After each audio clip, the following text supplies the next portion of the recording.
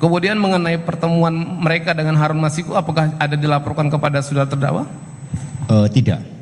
Hanya ada kejadian ketika saudara Saiful WA ke saya, izin mas saya sudah ketemu dengan Pak Harun, pamit mau geser dari SS.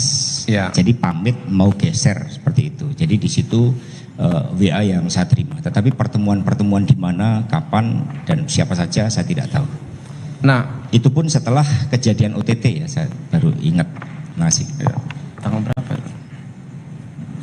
Baik. Pada saat Saiful Bahri ya mengatakan itu di tanggal ini 13 Desember sebenarnya.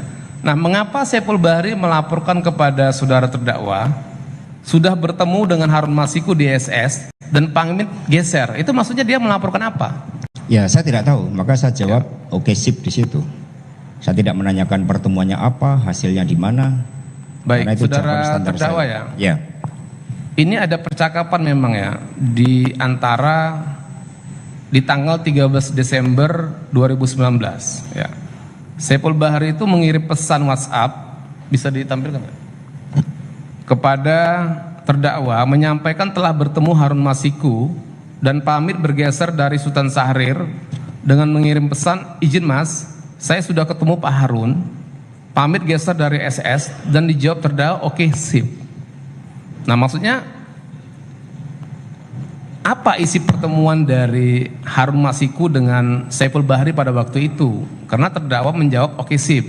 Saya memahami bahwa saudara terdakwa memahami apa hasil pertemuan antara Harun Masiku dengan Saiful Bahri pada waktu itu di SS. Jadi saya juga tidak tahu pertemuan itu di mana, kapan, apa yang mau dilaporkan saya juga tidak tahu. Karena penugasan saya kepada saudara Doni Tri Istiqomah dari DPP Partai secara resmi. Itu adalah jawaban standar saya. Pada saat itu DPP sedang mengadakan FGD, Focus Group Discussion, dalam rangka Rakernas yang merupakan Rakernas terbesar pada periode-periode itu. Sehingga seluruh perhatian saya di Rakernas, maka saya jawab oke sip. Maka kalau mau maknai oke sip, itu nanti harus dilihat dengan jawaban oke sip saya yang lainnya. Karena itu menunjukkan bahwa oke sip itu adalah suatu jawaban bahwa saya terima WA. Tapi substansinya apa saya tidak begitu perhatikan. Sebagai jawaban formal bahwa saya telah menerima WA tersebut. Artinya pada saat itu saudara terdakwa meyakini bahwasanya memang Saiful Bahri melaporkan kepada saudara terdakwa sudah bertemu dengan Harun Masiku di SS. Tidak seperti itu. Karena itu adalah jawaban saya di tengah-tengah kesibukan saya. Baik. Ya. Saudara terdakwa itu kan ada nomor HP ya. Di situ atas nama Saiful, ya, Saiful Bahri ditulis Saiful. Itu nomor HP-nya 0812 998 06 9999. Nah, kemudian ada nomor atas nama Mas Hasto New, nomor telepon 0811 19 29 889. Ini percakapan pada tanggal 3 Desember 2019 sekitar pukul 14.01.53 sampai dengan pukul 14.56. Ya, seperti itu ya. Nah, apakah itu benar nomor saudara terdakwa? Betul. Betul ya? Betul. Itu di HP apa nomor itu? Maksudnya? Jenis HP-nya apa? Lupa saya. Hah? Saya lupa kalau enggak. Ini nomor lama ini saudara terdakwa ya? Maksudnya mungkin ini nomor HP-nya iPhone kalau tidak salah ya. iPhone berapa pada waktu itu? Saya tidak tahu. Nah, nomor ini masih dipakai enggak saudara terdakwa? Tidak. Tidak ya. iPhone-nya di mana sekarang? Bagaimana? iPhone-nya di mana? Itu kan seluruh handphone yang saya pakai itu dari saya itu ya minta fatwa tidak terkait pertemuan-pertemuan tersebut. Minta fatwa karena terkait dengan itu kesepakatan yang dibuat bersama KPU pada tanggal 31 Agustus sebagai catatan rapat. Ya, maksudnya oke. Nah, apakah pada setelah tanggal 31 ya dan setelah pertemuan dengan Doni dan Saiful itu kemudian DPP ada mengirim permohonan permintaan fatwa kepada Mahkamah Agung? Ya, ada itu dimulai dari rapat DPP PDI Perjuangan terlebih dahulu, Oke. di mana hasil rapat pleno tanggal 31 Agustus itu dibahas di DPP, dan dari situlah DPP memutuskan untuk meminta fatwa ke Meminta fatwa kepada Mahkamah Agung ya. Itu yang membuat surat fatwa tetap Doni ya, Doni Trisakti ya. Betul. Baik. Ini saya bacakan ya. Ini pada tanggal 13 September 2019 ya. DPP PDIP meminta fatwa kepada Mahkamah Agung dengan mengajukan surat nomor 72/X DPP/9 Romawi /2019 perihal permohonan fatwa terhadap putusan Mahkamah Agung RI nomor 57 HUM 2019 tertanggal 19 Juli 2019. Ya. Pada waktu itu yang menandatangani saksi dengan siapa? Saya agak lupa, tapi Pak saya Yasona tanda tangan bukan? di situ. Ya, saudara terdakwa tanda tangan. Ya. Kemudian Pak Yasona Lauli ada tanda tangan, Ya, saudara ya, ketahui ya, betul. ya. Termasuk salah satu ketua di DPP ya, Pak Betul, Yasona. Pak Lauli adalah ketua bidang hukum. Nah, pada waktu itu apa pada pokoknya isi dari permohonan fatwa itu yang saudara ingat? Ya, berkaitan dengan beda tafsir antara PD Perjuangan dan KPU dalam pertimbangan hukum dari MA di dalam putusan tersebut, maka kemudian kami meminta MA untuk memberikan fatwanya. Ini ya, saudara terdakwa ya. Jadi isi surat itu ya pada pokoknya meminta kepada Mahkamah Agung RI agar memberikan fatwa putusan Mahkamah Agung, betul, agar KPU RI bersedia memindahkan suara Najarudin Kemas kepada Harun Masiku, caleg anggota DPR Dapil Sumsel 1 dan dari PDIP berdasarkan putusan Mahkamah Agung RI yang sebelumnya. Iya, betul. Seperti itu ya, benar ya? Betul. Oke. Nah, kemudian apa respon dari Mahkamah Agung pada waktu itu? Apakah dikabulkan juga permohonan fatwanya pada waktu itu? Mahkamah Agung mengabulkan permohonan fatwa dan kemudian meminta KPU untuk melihat kembali dasar-dasar pertimbangan hukum di dalam putusan sebelumnya. Putusan 57P kalau tidak salah. Oke, baik. Ya. Ini saya bacakan lagi ya. Ya. Jadi surat DPP PDIP itu kan di tanggal 13 September 2019. Nah, kemudian Mahkamah Agung itu menerbitkan surat di tanggal 23 September 2019. Masih di bulan September ya. Nah, itu surat nomor 37/Tuaka/Tun/2019. Perihalnya sama dengan perihal yang diajukan oleh surat DPP PDIP. Nah, pada pokoknya menyebutkan bahwa ini disebutkan di halaman 66 dan 67 ya di putusan, penetapan suara calon legislatif yang meninggal dunia, kewenangannya diserahkan kepada pimpinan partai politik untuk diberikan kepada calon legislatif yang dinilai terbaik. Ya. Jadi sama dengan putusan dari judicial review dari Mahkamah Agung. Seperti itu. Ya. Nah, baik. Betul. Pertanyaan saya kepada saudara terdakwa ya. Dari mana saudara terdakwa mengetahui bahwasanya putusan Mahkamah Agung itu telah terbit?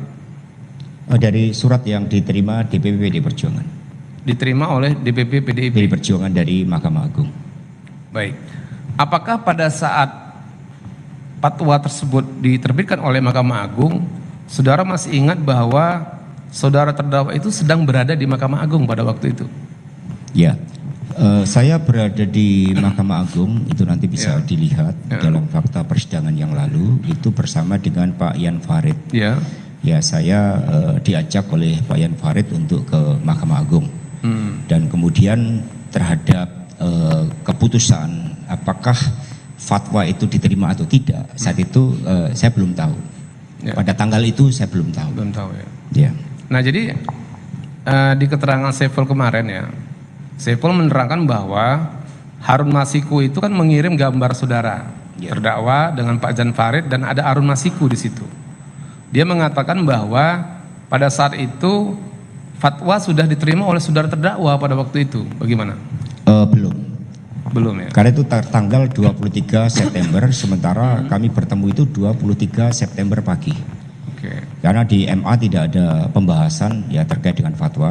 Saya mendampingi Pak Yan Farid dan kemudian yang saya sampaikan adalah mengapresiasi ya kerja dari MA karena sebelumnya itu ada begitu banyak tunggakan perkara, kemudian di bawah kepemimpinan Ketua MA saat itu tidak ada.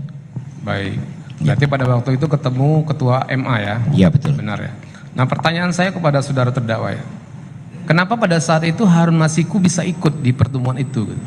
Ya, itu Bagaimana saya ceritanya tidak, Harun Masiku ya. bisa ikut? Bisa Jadi dijelaskan? izin seperti itu. Saya sehari sebelumnya kalau tidak salah itu diajak Pak Yan Farid mau ke MA. Karena Pak Yan Farid adalah sebagai staf ahlinya Pak Lauli. Nah kemudian saya diajak, ya saya bergabung. Kami satu mobil berdua menggunakan mobilnya Pak Yan Farid. Ini ya, saudara Ya. terdakwa ya. Oke. Ketika kami sampai di sana, kemudian di ruang tunggu, di situ ada Pak Harun Masiku. Jadi di ruang tunggu. Jadi ini ada ketua KMMA yang menghadap ke Monas, ada ruang tunggu. Saya bersama Pak Yan Farid, di situ sudah ada Pak Harun Masiku. Nah, kemudian apa pembicaraan saudara terdakwa dengan Harun Masiku sehingga Harun Masiku itu dibawa masuk ke ruangan gitu? Ya saat itu ada pembicaraan dengan Pak Yan Farid. Saya tidak tahu apa yang dibahas. Ya. Nah kemudian ke ruangan. Ke ruangan, kemudian ketika Pak Yan Farid sudah menyampaikan maksud dan tujuannya bertemu, saudara Harun Masiku keluar dari ruang pertemuan itu.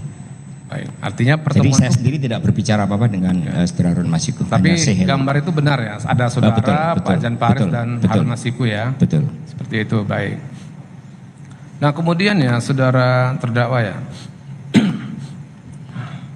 masih di bulan September ya, itu di tanggal 24 September 2019 ya, itu Saiful Bahri menghubungi Agustiani Tio ya.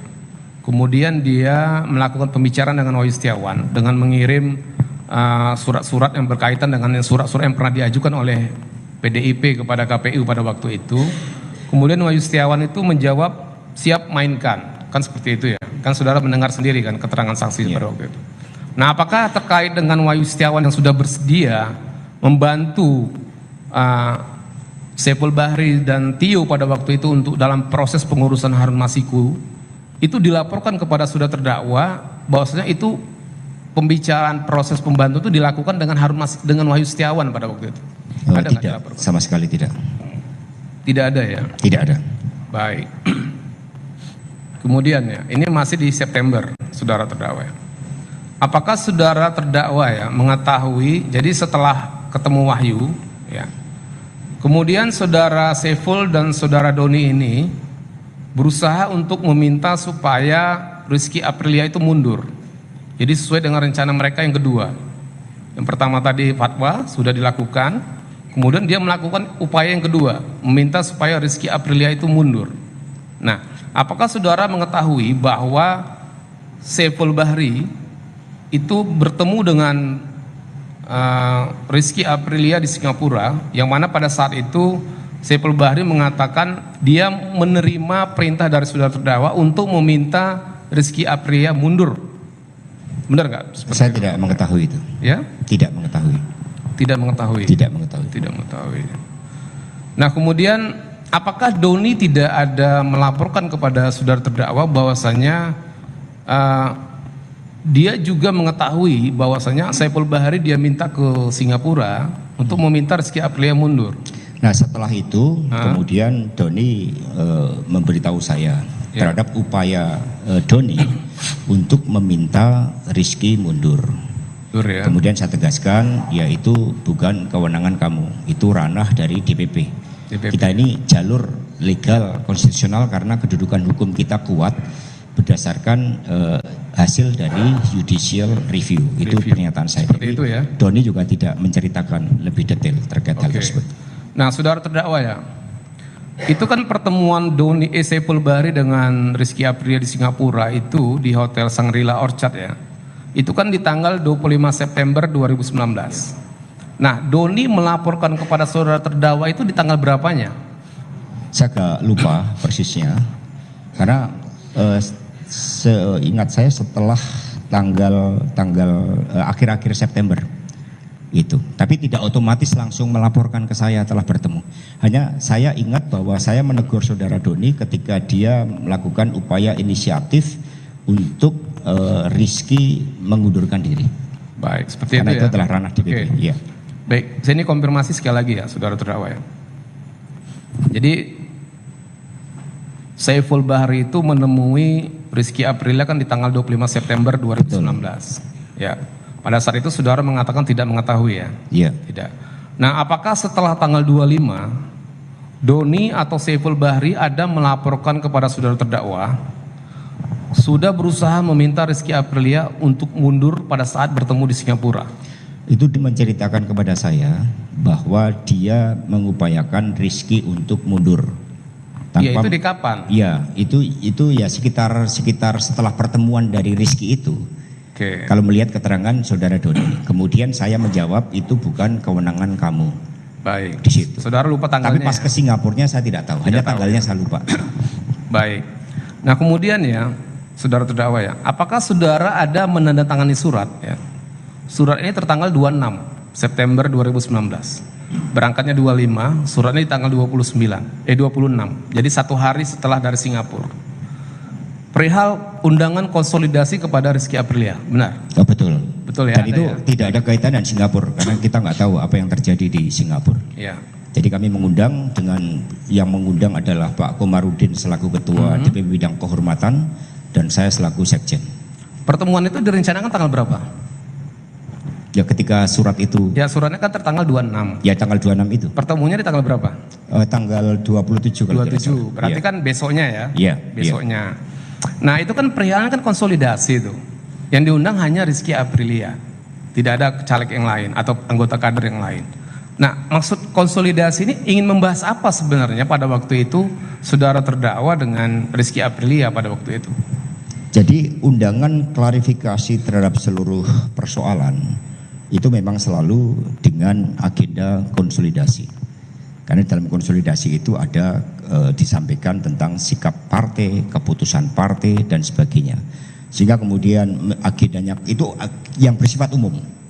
Jadi konsolidasi. Nah, ketika saudara Rizky datang diterima secara resmi oleh Pak Komarudin Watubun dan saya itu di 27 ya, udah ya? Ya, Di 27. Kemudian di Pak Komarudin Pak Komarudin memberikan penjelasan ya. terhadap maksud dan tujuan mengundang saudara Rizky. Itu. Apa maksud dan tujuannya pada waktu Maksud dan tujuan untuk memberikan penjelasan terhadap keputusan DPP PD Perjuangan bahwa DPP telah menetapkan saudara Harun Masiku ya. untuk menerima pelimpahan suara dari Bapak Nasaruddin Kemas. Seperti itu ya. Ya, itu disampaikan oleh Ketua DPP. Nah, apakah pada saat itu Rizky Aprilia ada bertanya kepada saudara terkait dengan surat undangan untuk pelantikan? Ya. Seingat saya tidak ya, karena pelantikan itu sudah ranah KPU. Ya. Jadi saya bersama dengan Pak Komarudin, jadi hanya menjelaskan tentang keputusan partai. Kemudian saudara Rizky memberikan argumentasi dan kemudian bahwa dialah dari senior, dari kader lama, dia udah berjuang di dalam pileg dengan cara yang tidak mudah. Nah, kemudian dia tidak setuju dengan keputusan itu, kecuali keputusan itu langsung disampaikan oleh Ibu Ketua Umum. Oke. Itu kira-kira seperti itu. Jadi tidak ada membahas tentang undangan. Ya, baik, saya ini lagi ya, perdalam lagi ya. Nah, jadi saksi Rizky Aprilia itu kan sudah memberi keterangan. Jadi pada saat dia menerima surat itu dan dia datang di tanggal 27 September 2019 bertemu dengan saudara terdakwa, dan pada waktu itu ada juga Pak Komarudin, dia mengatakan bahwa surat undangan pelantikan Rizky Aprilia itu ada di saudara. Itu tidak betul dan itu tidak ada di dalam pembahasan. Karena ini saya konfirmasi. Ya. Dia mengatakan surat itu ada di saudara dan saudara tahan pada waktu itu. Tidak ada, karena untuk pelantikan anggota DPR sudah tidak ranah partai, itu ranah KPU. Ranah partai itu sampai pada penetapan caleg terpilih. Ya. Begitu caleg ditetapkan, undangan kapan, siapa yang memberikan undangan itu KPU dan tidak bisa diintervensi oleh partai. Tempatnya di mana itu oleh KPU semuanya. Jadi undangan saat itu langsung KPU yang menyampaikan, tidak melalui partai. Baik, berarti saudara tidak ada menahan surat undangan Rizky Aprilia pada waktu itu ya? Tidak ada, dan Sesuai itu dengan tidak ada di keterangan pembahasan itu. Jadi ini berbeda dengan keterangan dari saksi Rizky Aprilia. Iya betul, karena fakta yang sebenarnya adalah KPU lah Ya. yang memiliki kewenangan untuk mengundang, mengirimkan undangan langsung kepada anggota DPR RI terpilih, tidak melalui partai politik. Baik. Nah, kemudian ya saudara terdakwa ya, pada saat pertemuan itu ya, apakah saudara ada meminta supaya Rizky Aprilia itu mundur? Gitu. Ada pada waktu itu? Ya, karena saya mendapatkan tugas, ya banyak kejadian-kejadian sebelumnya dari partai seperti itu. Misalnya saudara Andreas Pereira, kita minta saudara Honing Sani dulu mundur. Kemudian kemarin Boni Triana, kita meminta yang lain juga untuk mundur. Jadi saya ditugaskan oleh partai, maka dihadiri resmi oleh Ketua DPP Bidang Kehormatan yang menyampaikan dan disampaikan sikap resmi partai agar dia mengundurkan diri, karena itu juga cara-cara persuasif yang dilakukan oleh partai dan menjadi bagian dari sengketa antar caleg yang dilakukan oleh partai. Nah, mengapa pada saat itu saudara terdakwa itu tiba-tiba mengatakan meminta saudara Rizky Aprilia mundur? Ini bersesuaian dengan permintaan dari Saiful Bahri kepada Rizky Aprilia pada saat di Singapura di tanggal 25. Ini pertemuan di tanggal 27, hanya selang 2 hari pada waktu itu. Ini mekanisme yang ada di DPP di Perjuangan. Jadi tidak ada kaitannya dengan yang terjadi di Singapura. Sama di dalam, misalnya sebagai contoh Eva Kusuma Sundari. Ketika Bapak Jarod Saiful Hidayat terpilih sebagai wakil gubernur, yang bersangkutan bukan nomor suara terbanyak berikutnya. Ada calon-calon yang lain. Maka itu kemudian diundang oleh DPP. Kemudian kami melakukan pendekatan persuasif untuk mundur. Kebetulan langsung bersedia untuk mundur. Jadi sudah menjadi bagian dari mekanisme di DPP PDI Perjuangan. Lebih dari 10 caleg, lebih dari 10 anggota DPR RI terpilih, yang penyelesaiannya adalah dengan cara-cara musyawarah seperti itu. Ada kasus Eva Sundari 2 kali, kemudian Andreas Pereira, ada juga seperti Irfan Shah tadi. Baik, apakah berarti terkait dengan surat yang isinya konsolidasi itu memang pertemuan itu saudara terdakwa rencanakan memang untuk meminta saudara Rizky Aprilia mundur, benar? Bukan, untuk menyampaikan keputusan DPP partai terlebih dahulu. Bagaimana kemudian melihat sikap dia. Maka yang menyampaikan adalah Ketua DPP Bidang Kehormatan, karena ini kaitannya kepatuhan anggota di dalam menerima keputusan DPP. Tapi sebagai partai yang memiliki nilai-nilai demokrasi, kami juga mendengarkan bagaimana saudara Rizky terhadap keputusan tersebut, jawabannya bagaimana di situ. Nah, kemudian setelah saudara Rizky memberikan jawaban menolak untuk mundur, kami mendapatkan informasi bahwa saudara Rizky ini juga memiliki keterkaitan dengan salah satu senior partai yang lain. Di situ itu Pak Komarudin Watubun yang menyampaikan, sehingga akhirnya saudara Rizky tetap dilantik sebagai anggota DPR RI. Oke, baik. Saya lanjut yang pertemuannya. Ya. Baik, jadi saudara terdakwa meminta Rizky mundur pada waktu itu. Nah, respon Rizky pada waktu itu kan menolak ya. Ya. Nah, kemudian pada saat Rizky Aprilia menolak, ya, apa yang saudara sampaikan pada Rizky pada waktu itu? Ya, apakah terjadi perdebatan pada waktu antara saudara terdakwa dengan saudara Rizky? Saya menjelaskan terkait dengan mekanisme partai, bahwa ketika partai sudah mengambil keputusan, itu bersama dengan Pak Komarudin sebagai saksi, maka setiap anggota partai wajib mengikuti keputusan partai tersebut. Kemudian terjadi perdebatan, kemudian yang bersangkutan meminta bahwa kecuali diberikan langsung oleh ketua umum. Nah, setelah itu ada kronologis yang lain.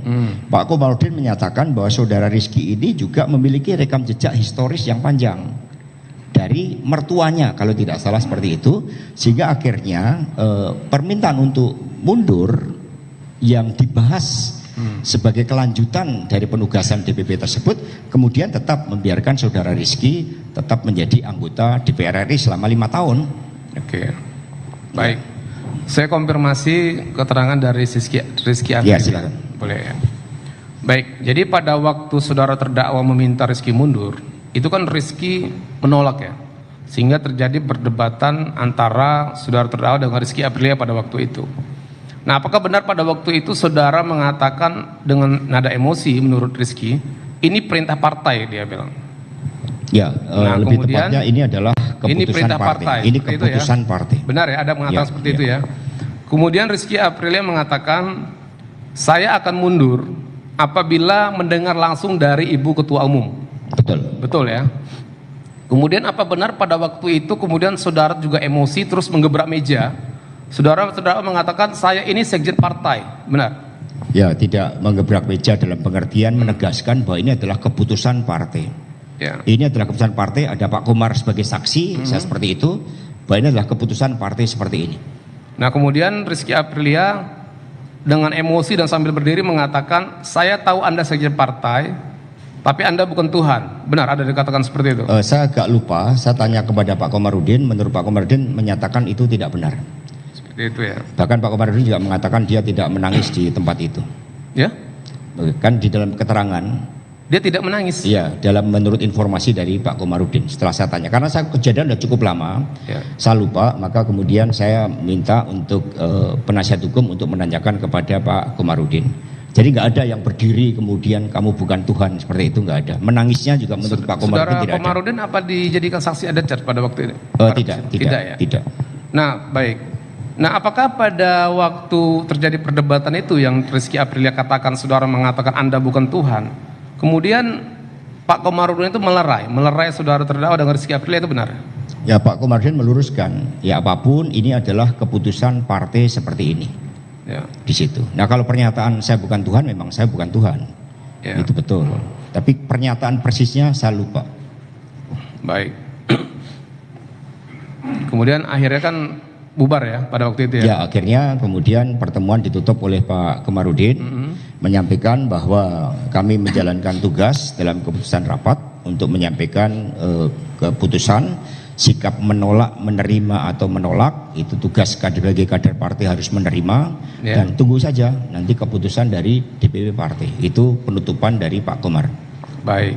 Nah kemudian akhirnya kan Rizky Aprilia dilantik ya? Iya, Dilantik ya, betul. sudah terdakwa ya? Itu kalau sesuai data dokumen kita, itu pelantikan di tanggal 1 Oktober 2019 Betul. oleh KPU di gedung parlemen, benar ya? Betul. Benar ya? Baik, termasuk Rizky Aprilia dilantik dari Dapil Sumsel 1. Betul. Betul ya, oke. Nah kemudian, saudara terdakwa ya, 1 Oktober 2019 kan dilantik, jadi sudah tidak ada pergerakan lagi kan seperti itu. Nah kemudian, apakah saudara terdakwa ingat ya, di tanggal 4 Desember 2019, Harun Masiku ada mengirim WA kepada saudara, menyampaikan bahwa Pak Sekjen salinan putusan MA dan asli fatwa MA dititip Harun Masiku kepada Kusnadi. Ingat nggak saudara? Saya Ada tidak WA ingat, dari saya Harun tidak Masiku. ingat hal itu. Bisa ditampilkan? Silakan. Jadi Harun Masiku memberitahukan kepada saudara bahwasanya salinan putusan MA yang asli dan fatwa itu dititip kepada Kusnadi. Dan percakapan Harun Masiku dengan saudara ini diteruskan kepada Saiful Bahri pada waktu itu. Coba.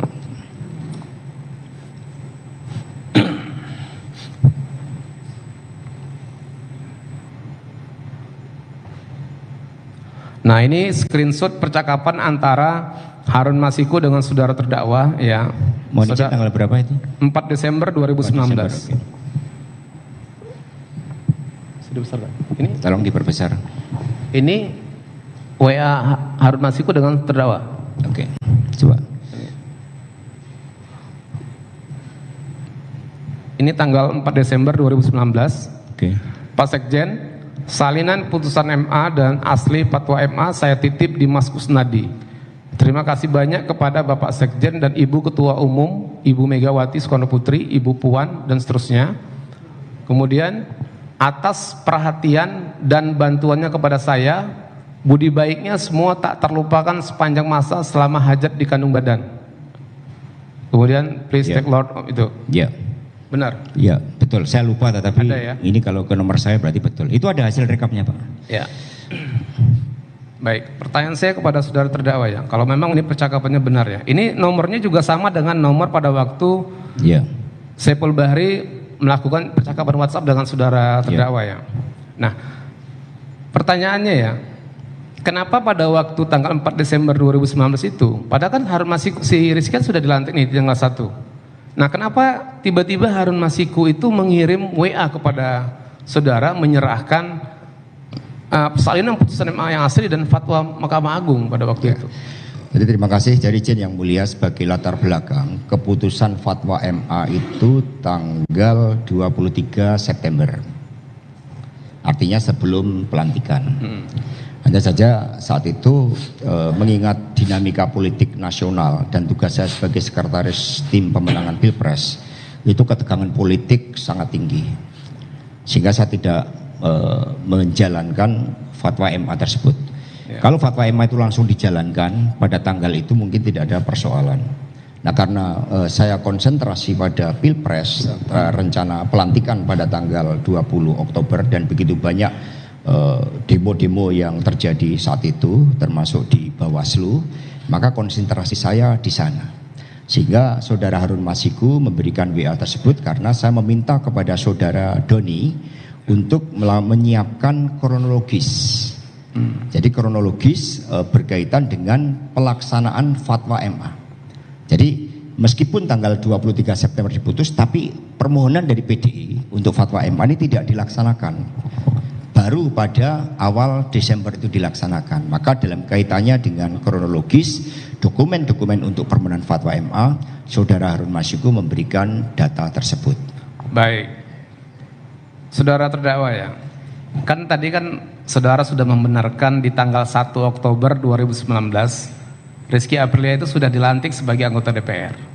Nah, berdasarkan penjelasan saudara terdakwa tadi, berarti saudara terdakwa masih mengupayakan supaya Harun Masiku bisa tetap menjadi anggota DPR RI berdasarkan fatwa Mahkamah Agung, seperti itu? Ya betul, karena keputusan DPP ini kan, keputusan fatwa itu kan bulan Juli sebelum pelantikan. Nah, sehingga karena keputusan fatwa MA itu pada bulan Juli dan kemudian fatwa MK itu keluar sebelum pelantikan, sehingga posisi kedudukan hukumnya menurut saudara Doni yang disampaikan kepada kami itu sangat kuat posisi DPP. Dan ketika kami dibahas dalam rapat DPP yang membahas tentang permohonan pelaksanaan fatwa MA adalah didasarkan kepada legal position dari DPP Perjuangan yang sangat kuat berdasarkan putusan judicial review dan fatwa dari Mahkamah Agung meskipun saudara Rizky sudah dilantik pada tanggal 1 Oktober. Baik. Ya. Saudara terdakwa ya, tadi kan saudara mengatakan akhirnya kami akhirnya Rizky Aprilia dilantik karena saudara terdakwa mendapatkan informasi bahwa Rizky Aprilia ini punya kolega termasuk senior partai yang memiliki jasa, seperti itu. Nah, tentu kan ini menjadi bertolak belakang ini. Di satu sisi membiarkan Rizky Aprilia dilantik, tapi di satu sisi saudara tetap mengupayakan supaya Rizky Aprilia ini diganti oleh Harun Masiku. Ya, nah, sebenarnya, sebentar, kenapa PDIP tidak mengikhlaskan atau membiarkan? Ini kan kader partai juga, dan dia itu dapat nomor 3, saudara terdakwa. Jadi mohon izin. Seperti itu. Jadi itu kan pertimbangan dari sifatnya pribadi yang tidak dibahas di dalam rapat DPP. Iya. Jadi membiarkan itu adalah dalam konteks sense-nya, make sense perasaannya. Tetapi di dalam rapat DPP yang membahas putusan MA tersebut, legal standing yang kami miliki itu kan secara formal. Itu telah dulu disampaikan oleh Pak Komarudin Watubun. Tetapi pada dasarnya posisi kami kan tetap pada proses formalnya untuk mengupayakan terhadap keputusan DPP. Kalau membiarkan itu kan tidak ada dalam rapat keputusan DPP terhadap pelantikan tanggal 1 Oktober ketika saudara Rizky menjadi anggota DPR. Tetapi sifat putusan MA itu kan harus dilaksanakan oleh DPP PDI Perjuangan. Makasih. Baik, saudara terdakwa ya. Saya kemarin kan yang meriksa Rizky Aprilia. Saya bertanya kepada Rizky, kenapa saudara harus diganti dengan Harun Masiku? Ya kan? Dia tidak tahu alasannya, saudara. Nah, saya sekarang bertanya kepada saudara. Rizky itu kan termasuk kader partai dan dia sudah terpilih menjadi suara terbanyak di Dapil Sumsel 1. Nah, apa alasan kenapa PDI tetap meminta atau mengupayakan supaya Rizky Aprilia ini diganti oleh Harun Masiku? Mungkin bisa saudara jelaskan. Ya, alasannya adalah sama. Pertama, itu sudah menjadi keputusan dari rapat DPP PDI Perjuangan. Dan itu kan diputuskan setelah diterimanya judicial review pada akhir Juli, sehingga keputusan itu bersifat mengikat. Demikian pula halnya terhadap permintaan fatwa dari MA. Kemudian ketika kami mengundang saudara Rizky untuk meminta keterangan, memberikan penjelasan terhadap keputusan DPP dan ternyata yang bersangkutan tidak mundur, maka di DPP ini kan juga ada suatu proses politik. Nah, proses politik yang ada di DPP adalah rapat pada kira-kira awal Desember.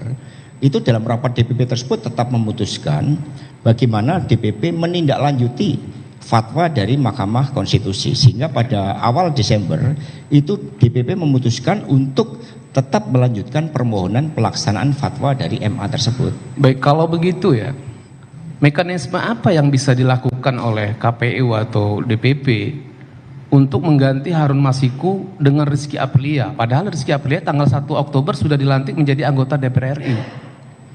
Nah, inilah yang kemudian menjadi dalam pandangan kami para ahli hukum kami adalah menjadi kesalahan dari KPU.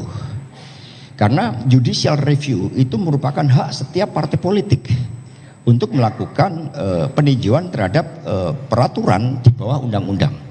Maka PKPU nomor 3 tersebut kami lakukan judicial review, dan fatwa dari keputusan judicial review keputusan MA itu sangat tegas, sangat jelas untuk diskresi partai politik diberikan kepada calon yang dinilai terbaik.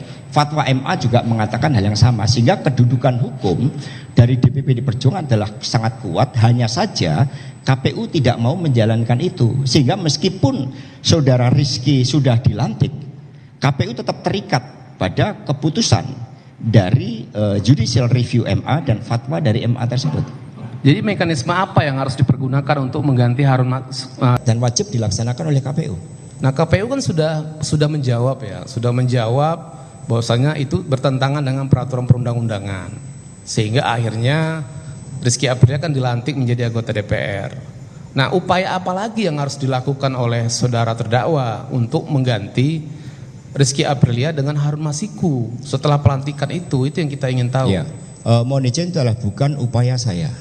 Itu adalah upaya dari keputusan resmi DPP PDI Perjuangan. Nah, mohon diingat kembali ketika keputusan dari MA tersebut yang sangat jelas bahwa bagi calon yang meninggal dunia suaranya tetap sah. Kemudian partai diberikan diskresi pimpinan partai untuk menetapkan calon penggantinya, melimpahkan suara tersebut. Inilah yang dijalankan oleh DPP yang tidak dilaksanakan oleh KPU. Kemudian kami meminta tafsir dari MA melalui fatwa MA. Ini kesepakatan bersama dengan KPU. Hanya saja setelah fatwa dari MA itu keluar, KPU tidak menjalankan fatwa tersebut. Baik, saya lanjut ya. Oke. Nah, tadi kan saya ada menunjukkan percakapan di tanggal 4 Desember 2019. Ya, nah, kemudian ada percakapan tanggal 5 Desember 2019 antara Saiful Bahri dengan Agustiani Tio. Ya. Ya. Nah, pada saat itu, pada tanggal 5 Desember itu, ya beda 1 hari aja ini. Ada kesepakatan antara Saiful Bahri dan Agustiani Tio bahwasanya dibutuhkan dana operasional untuk mengupayakan penggantian Harun Masiku kepada Rizky Aprilia itu sebesar 1 miliar. Seperti itu ya. Nah, pertanyaan saya kepada saudara terdakwa, apakah saudara Saiful ya ada melaporkan permintaan dana operasional sebesar 1 miliar untuk Wahyu Setiawan dalam rangka pengurunan Harun Masiku tersebut kepada saudara terdakwa? Ya, tidak ada. Tidak ada. Tidak ada. Tidak ada ya. Baik. Nah, pada saat Saiful diperiksa, ya, Saiful mengatakan bahwa dia melaporkan terkait dengan adanya permintaan uang 1 miliar itu kepada saudara terdakwa. Kemudian Saiful mengatakan, saudara terdakwa mengatakan menyetujui karena tidak ada penolakan dari saudara terdakwa pada waktu itu. Bagaimana tanggapan saudara terdakwa?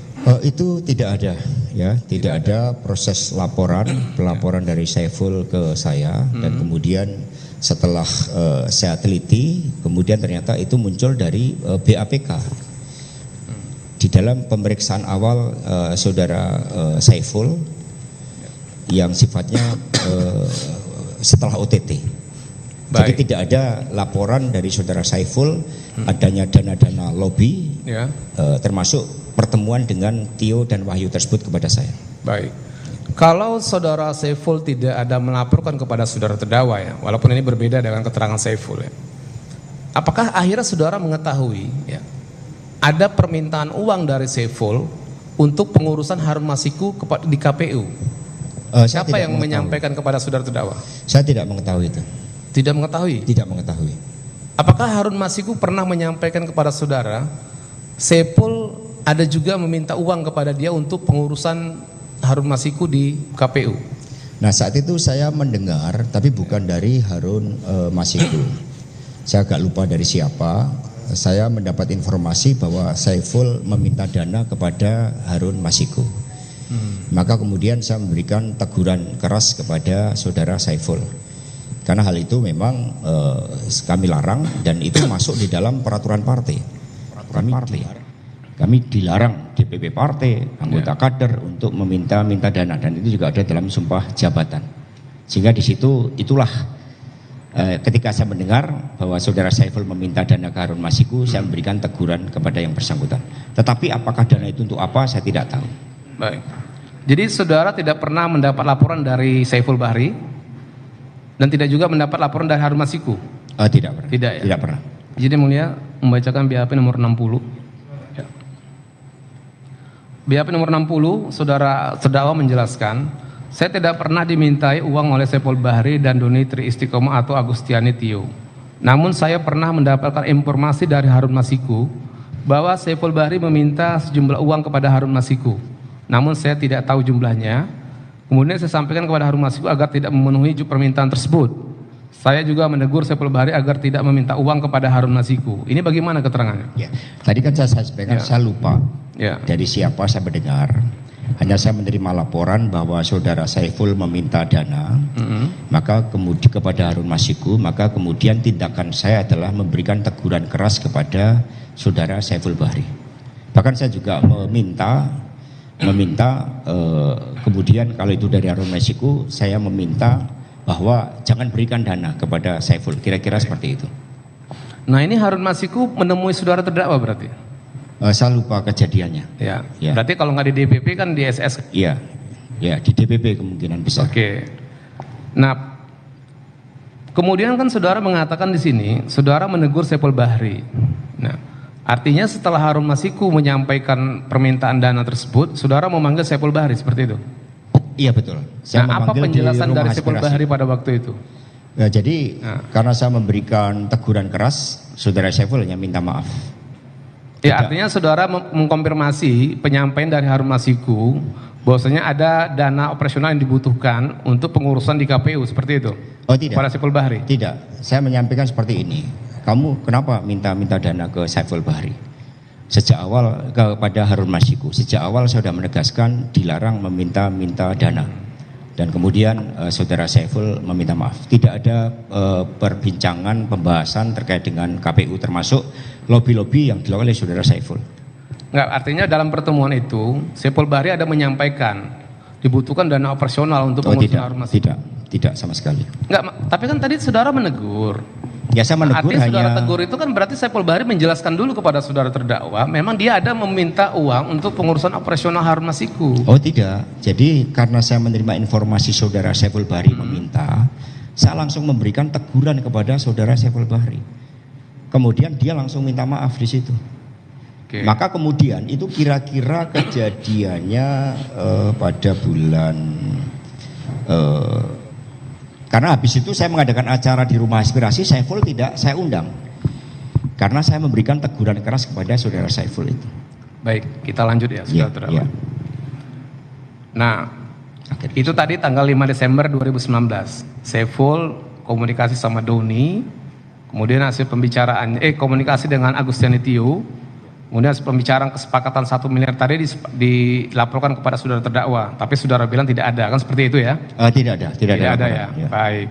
Nah kemudian, apakah saudara jaksa penuntut umum KPK mencecar sejumlah pertanyaan kepada Sekretaris Jenderal Partai Demokrasi Indonesia Perjuangan atau PDIP Hasto Kristianto yang menjadi terdakwa perkara suap pengurusan Harun Masiku sebagai anggota DPR dan perintangan penyidikan buron KPK tersebut, diantaranya terkait dengan penahanan surat pelantikan Rizky Aprilia sebagai anggota DPR periode 2019-2024 yang seharusnya sesuai dengan tafsir KPU saat itu terkait dengan undang-undang itu, aturan yang berlaku bahwa Rizky Aprilia yang seharusnya menggantikan Nazarudin Kemas, caleg PDIP yang meninggal dunia sebelum pelantikan Dapil Sumatera Selatan I. Dan perbedaan tafsir itulah antara KPU dan PDIP yang membawa PDIP untuk meminta fatwa kepada Mahkamah Agung terkait dengan pelantikan caleg yang meninggal dunia. Yang pertama terhadap surat dulu, karena draft surat itu dipersiapkan. Surat itu keluar, DPP mengadakan rapat partai. Di dalam rapat partai itu dijelaskanlah kedudukan dari DPP yang sangat kuat berdasarkan hasil judicial review dan fatwa MA. Maka kami menjalankanlah fatwa MA tersebut. Karena saudara Rizky sudah dilantik, tim hukum mengusulkan mekanismenya adalah PAW. Saat itu juga terjadi perdebatan karena ini adalah di dalam kacamata DPP kesalahan KPU yang tidak menjalankan keputusan dari Mahkamah Agung dan fatwa dari Mahkamah Agung, sehingga yang bersangkutan tetap dilakukan pelantikan. Akhirnya rapat memutuskan untuk permohonan pelaksanaan fatwa MA. Isinya bagaimana, yang detailnya melalui cara apa, itu adalah disepakati melalui cara PAW. Cara PAW ya. Artinya proses yang dilakukan oleh DPP PDIP itu sesuai dengan kesepakatan 3 cara yang dilakukan oleh Doni dan Saiful. Kami tidak tahu 3 cara meminta itu. Rizky mundur dan melakukan PAW terkait dengan Rizky Aprilia, kan seperti itu. Jadi terhadap apa yang diskenariokan itu kami tidak tahu, dan itu juga di dalam fakta persidangan diungkapkan bahwa mereka meng-create, mereka membuat suatu skenario sendiri, mengadakan pertemuan-pertemuan sendiri tanpa saya ketahui sebagai sekjen. Ketika kami mengeluarkan surat, itu adalah atas rapat DPP, bukan atas hasil perbincangan dari mereka. Dan di situ Doni Triistiqomah kita minta sebagai lawyer untuk menyampaikan pendapatnya. Nah, apakah pendapat Doni pada waktu itu memang meminta supaya isi surat itu meminta supaya dilakukan PAW terhadap Dia Rizky? menyampaikan draft surat seperti itu. Seperti itu ya? Iya, betul. Baik, saudara tanda tangani ya? Iya, betul. Oke.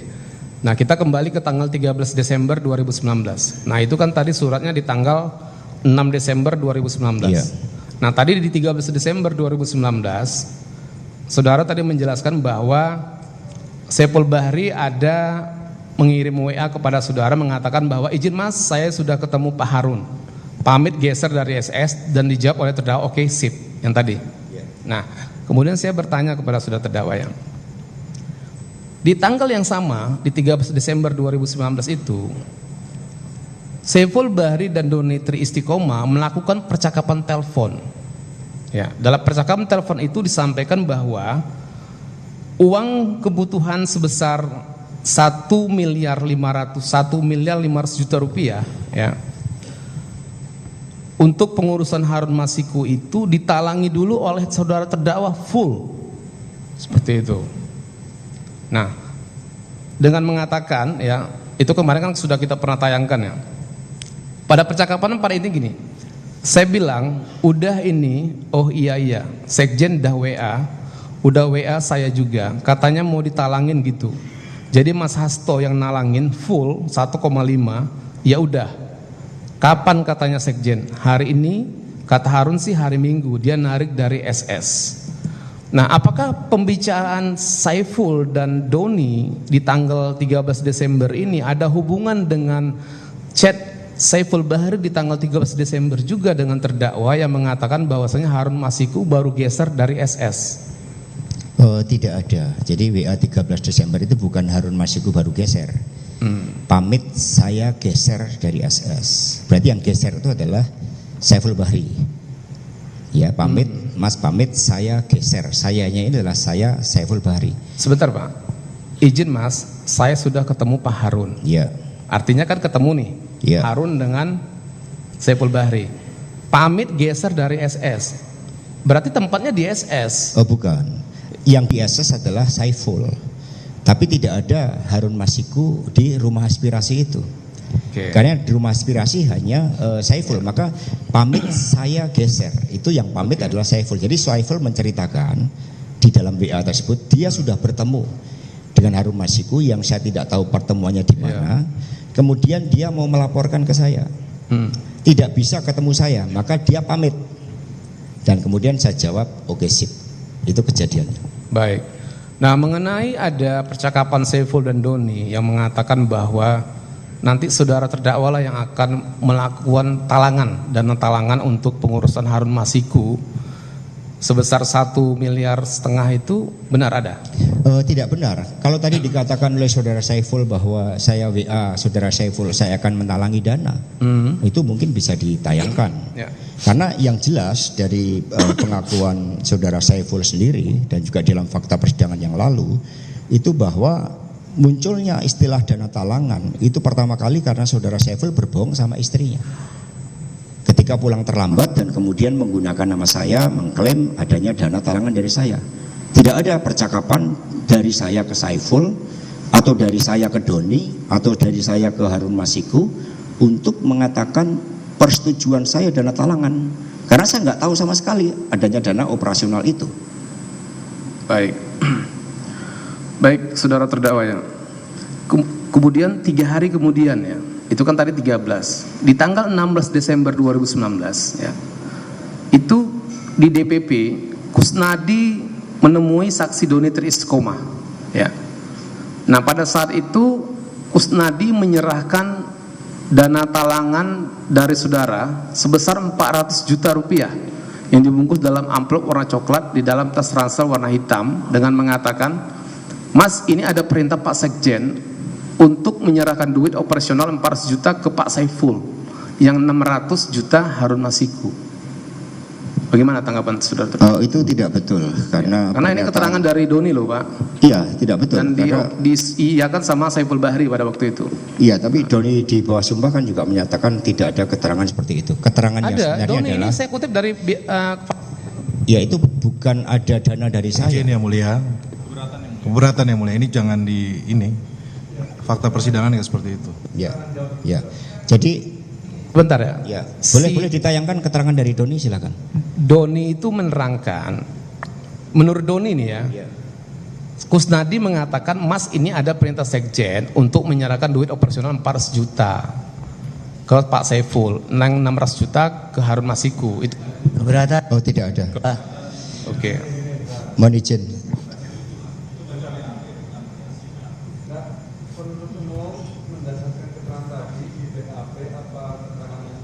Faksit ya, faksit, fakta sidang. Oh, kalau kami di Oke.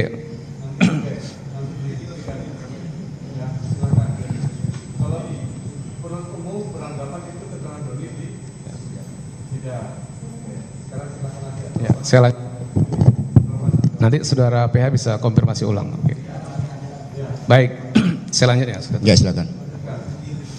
Nah, di tanggal yang sama ya, itu di sekitar pukul 18, 12, 16 WIB sampai dengan 18.31.53, saksi Doni Triistiqomah itu mengirim pesan kepada Saiful Bahri ya.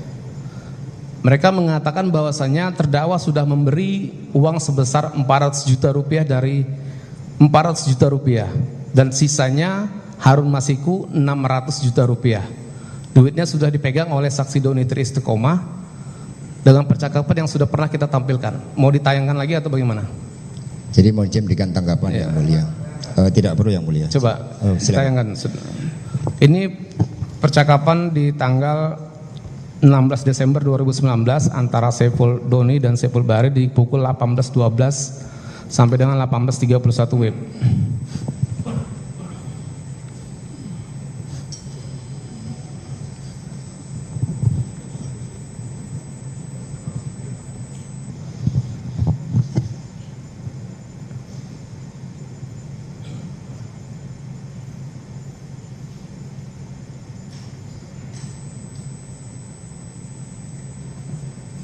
Itu saudara terdakwa ya.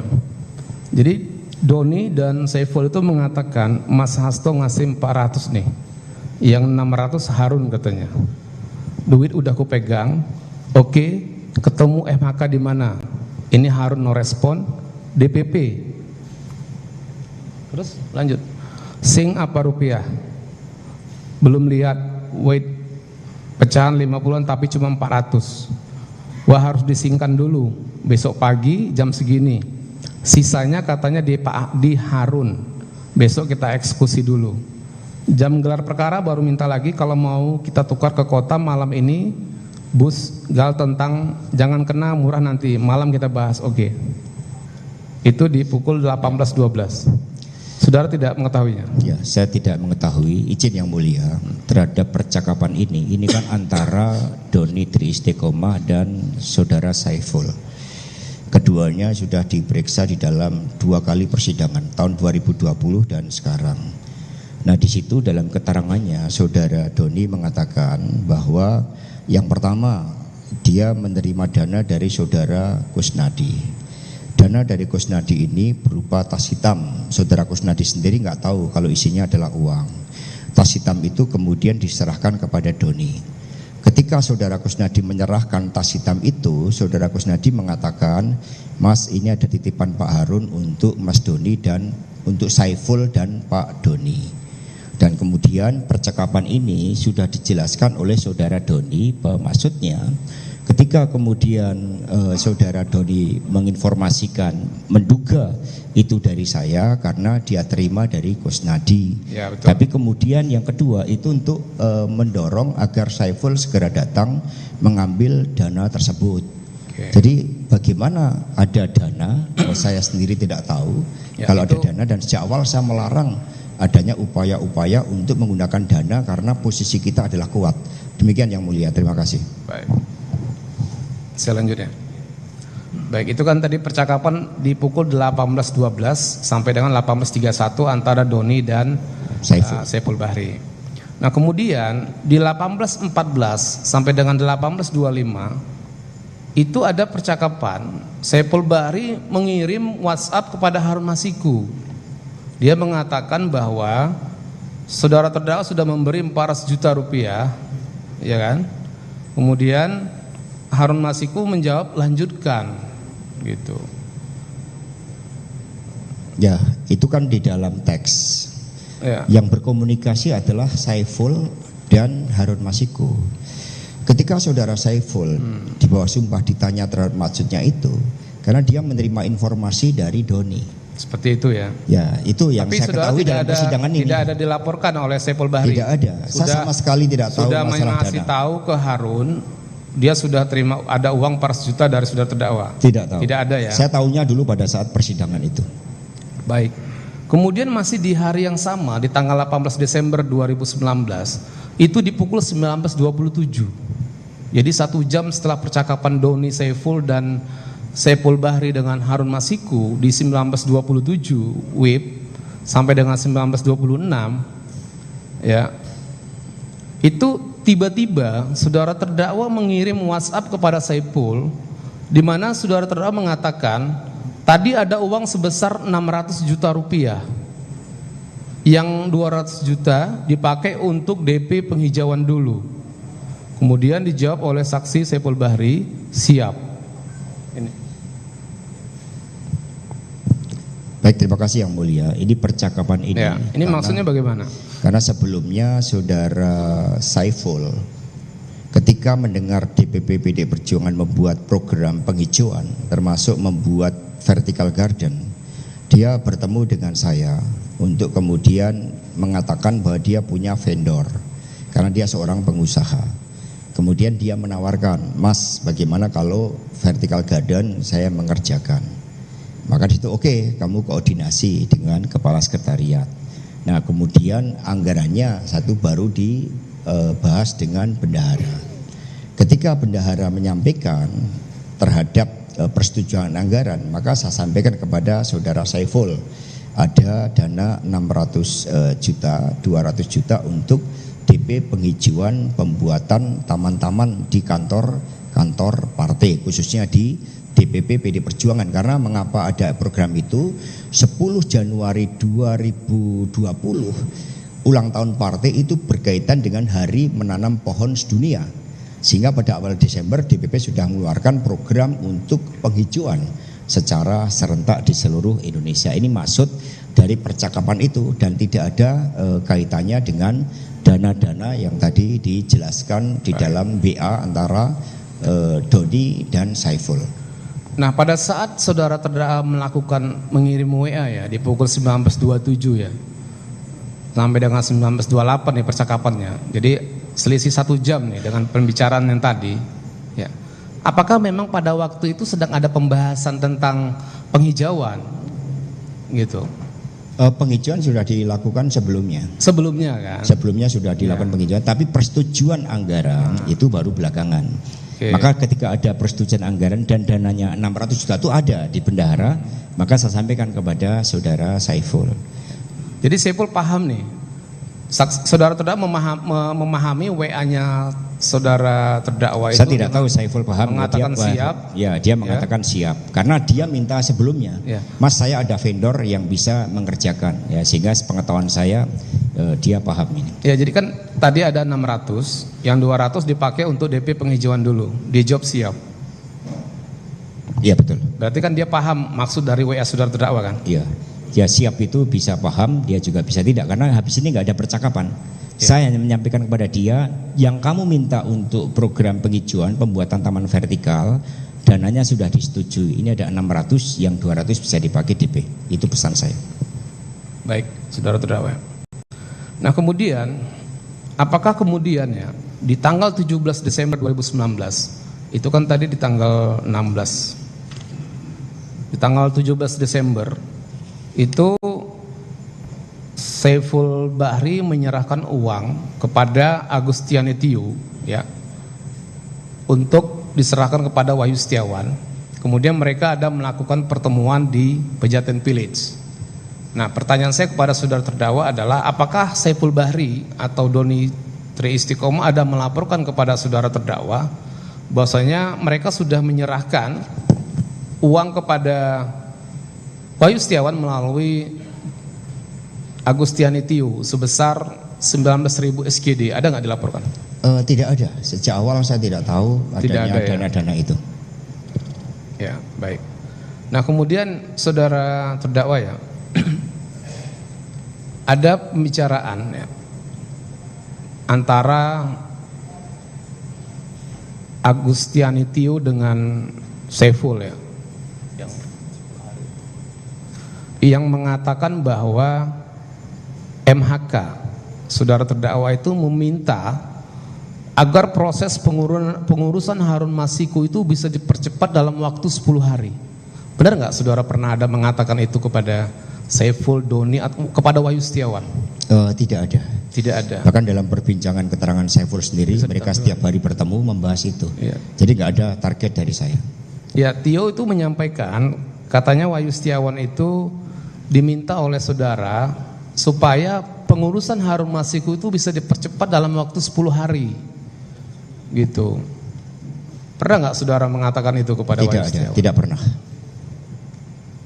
Kalau pernah pasti ada di WA saya ke Saiful. Karena saya komunikasi saya adalah dengan Saiful. Itu komunikasi Tio dengan Saiful saya konfirmasi kepada saudara terdakwa. Iya, tidak ada. Tadi malam aku sempat ngobrol sama WY. Aku pertegas lagi kalau MHK minta waktu penyelesaiannya secepat mungkin, kalau bisa 10 hari. Pernah nggak ada pertemuan antara saudara dengan Wahyu Setiawan membicarakan terkait itu? Tidak ada. Tidak. Karena Saiful sendiri ini saya yakin menggunakan nama saya, jadi nggak ada. Baik.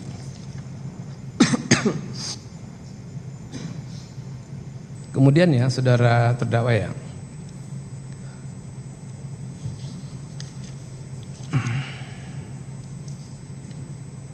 apakah di tanggal 23 Desember 2019 ya, saudara ada mendapatkan laporan dari Saiful Bahri bahwa dia sudah menerima uang sebanyak 850 juta dari Harun Masiku? Ya, dia WA ke saya, kalau tidak salah WA-nya adalah geser 850. Mohon izin yang mulia untuk ditayangkan. Ya. Ini ada percakapan tanggal 23 Desember 2019.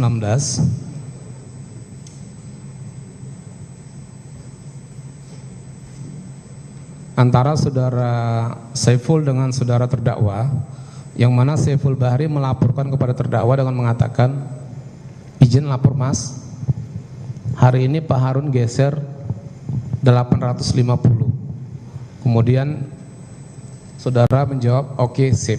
Bisa dijelaskan? Ya. Baik, terima kasih Yang Mulia. Jadi izin bahwa saya tidak tahu apa yang dimaksudkan oleh Saiful geser 850. Ya. Dan di situ saya jawab oke, sip. Karena memang ini adalah jawaban standar saya. Sama dengan ketika Saiful minta tolong dipecat yang tanda tangan Pak Lauli, saya jawab oke, sip. Tidak saya jalankan. Nah, sehingga dalam konteks ini jawaban saya adalah sebagai acknowledgement bahwa WA tersebut sudah saya baca karena kesibukan saya. Jadi saya nggak tahu itu apakah dana atau apa. Terima kasih. Baik. Nah, apakah saudara terdakwa memahami maksud Harun geser 850 ini, memahami maksudnya apa? Tidak, karena saya langsung jawab aja. Kan, saya jawabnya oke, sip. Jadi setiap WA yang masuk itu yang saya jawab oke, sip itu cukup banyak menjadi standar jawaban saya. Ya, karena Saiful Bahri juga ketika menerima WA dari saudara terdakwa jawabannya sama juga, siap. Iya. Gitu. Ya. Kemudian saudara oke, sip. Tapi berbeda maknanya di sini. Ya. Oke, sip kan Yang Mulia izin kan ada 4 jawaban saya oke, sip bisa sebagai pembanding. Bahwa saya tidak berkaitan dengan apa informasi yang dikaitkan di situ. Misalnya yang pertama, ketika saudara Doni menyampaikan bahwa kronologi sudah dibuat akan diserahkan kepada Ratna, saya jawab oke, sip. Nggak ada komunikasi selanjutnya apakah saya menanyakan sudah bertemu dengan Ratna. Yang kedua, ketika saudara Saiful mengusulkan pemecatan saudara Rizky yang tanda tangan cukup Pak Lauli bukan Pak Komarudin, saya jawab oke, sip. Apakah ada tindak lanjut dipecat? Kan juga tidak ada. Kemudian yang ketiga, ketika pamit geser dari SS, saya jawab oke, sip. Jadi oke, sip ini adalah acknowledgement saya, jawaban saya terhadap WA yang masuk, saya jawab oke, sip karena di tengah-tengah kesibukan saya. Terima kasih. Baik, apakah kemudian ya saudara terdakwa ya, di tanggal 26 Desembernya, saudara Saiful Bahri ada melaporkan kepada saudara terdakwa kalau dia juga sudah menyerahkan uang sebesar 400 juta kepada Agustiani Tio untuk disampaikan kepada Wahyu Setiawan? Tidak, saat itu saya sedang liburan Natal. Seperti ya, itu ya? Iya. Baik. Saudara terdakwa ya, di persidangan kan Saiful mengatakan bahwa dia juga selaku anggota partai atau kader partai memiliki kewajiban untuk mengamankan atau melaksanakan keputusan partai itu supaya bisa terlaksana. Itu sama dengan yang saudara sampaikan tadi di persidangan. Nah, kemudian saudara Saiful itu mengatakan bahwa setiap tahapan atau proses yang dia lakukan untuk melakukan pengurusan Harun Masiku di KPU, dia selalu melaporkannya kepada saudara terdakwa, seperti itu. Bagaimana tanggapan terdakwa? Ya, dari keterangan saudara Saiful sendiri kan tidak setiap progres dilaporkan. Dia mengatakan kalau selalu lapor semuanya nanti bisa menjadi salah. Dia melaporkan kan yang hal-hal penting ya. Jadi dalam hal ini kan bisa dilihat dari WA yang ada, komunikasi yang ada, karena komunikasinya lebih banyak dengan WA. Jadi tidak ada kan laporan terhadap penggunaan dana, laporan terhadap dana operasional yang ditujukan kepada saya, kan tidak ada. Bahkan pertemuan dengan saudara Saiful itu pun hanya sekali dan tidak ada penugasan terhadap saudara Saiful. DPP hanya memberikan penugasan kepada saudara Doni. Meskipun saudara Saiful sebagai anggota merasa berkewajiban secara moral untuk menjalankan, tapi penugasan dari DPP adalah penugasan dengan surat tugas karena terkait dengan tanggung jawab. Sehingga ketika saudara Saiful yang mengajak adalah saudara Doni lah yang hanya ditugaskan oleh DPP partai. Maka komunikasi saya ketika meminta kronologis, ketika eksekusi fatwa Mahkamah Konstitusi itu adalah kepada Doni Tri Istiqomah, tidak kepada saudara Saiful. Ya, makanya memang kan saudara Saiful Bahri itu tidak mendapatkan surat tugas kan? Iya, betul. Seperti itu ya. Betul. Baik. Nah, pertanyaan saya kepada saudara terdakwa ya, apakah dengan WA Saiful Bahri yang mengatakan Mas, ini Harun geser 850. Ini sebagai bentuk laporan Harun Saiful Bahri kepada saudara terdakwa? Ya, saya tidak tahu konteksnya saat itu, maka saya jawab oke, sip. Oke, baik. Nah, kemudian saudara terdakwa ya, ketika uang sudah diterahkan kepada Wahyu Setiawan ya, melalui Agustiani Tio kan, Saudara bilang tadi tidak mendapatkan laporan oleh Saiful Bahri. Walaupun Saiful Bahri bilang ada melaporkan, kan seperti itu ya. Nah kemudian apakah terkait dengan surat dari DPP PDIP mengenai pelaksanaan fatwa Mahkamah Agung itu kemudian ditindaklanjuti oleh KPU pada waktu itu? Jadi surat ke pelaksanaan fatwa MA itu kami kirimkan kalau tidak salah pada tanggal 6 Desember. Ya, jadi pada awal Desember, kemudian setelah itu adalah liburan, kami tidak memantau, baru kemudian pada awal Januari, pada tanggal 8 Januari 2020 saya di WA oleh sekretariat bahwa permohonan fatwa MA yang diajukan oleh DPD Perjuangan ditolak oleh KPU. Ya. Alasannya saudara masih ingat? Saudara masih ingat? Saya tidak ingat, saya hanya menerima laporan dari sekretariat saat itu. Baik, ini saya bacakan ya. Jadi surat dari KPU terkait dengan tanggapan terkait dengan surat permohonan fatwa agar dilaksanakan itu tadi, itu surat tanggal 7 Januari 2020. Jadi KPU mengirim surat kepada DPP, itu surat KPU nomor 1/PY.01/SD/06/KPU/2020 berihal penjelasan. Jadi yang pada pokoknya KPU RI tidak menyampaikan tidak dapat memenuhi permohonan PAW atas nama Rizky Aprilia kepada Harun Masiku karena tidak sesuai dengan ketentuan peraturan perundang-undangan. Seperti itu.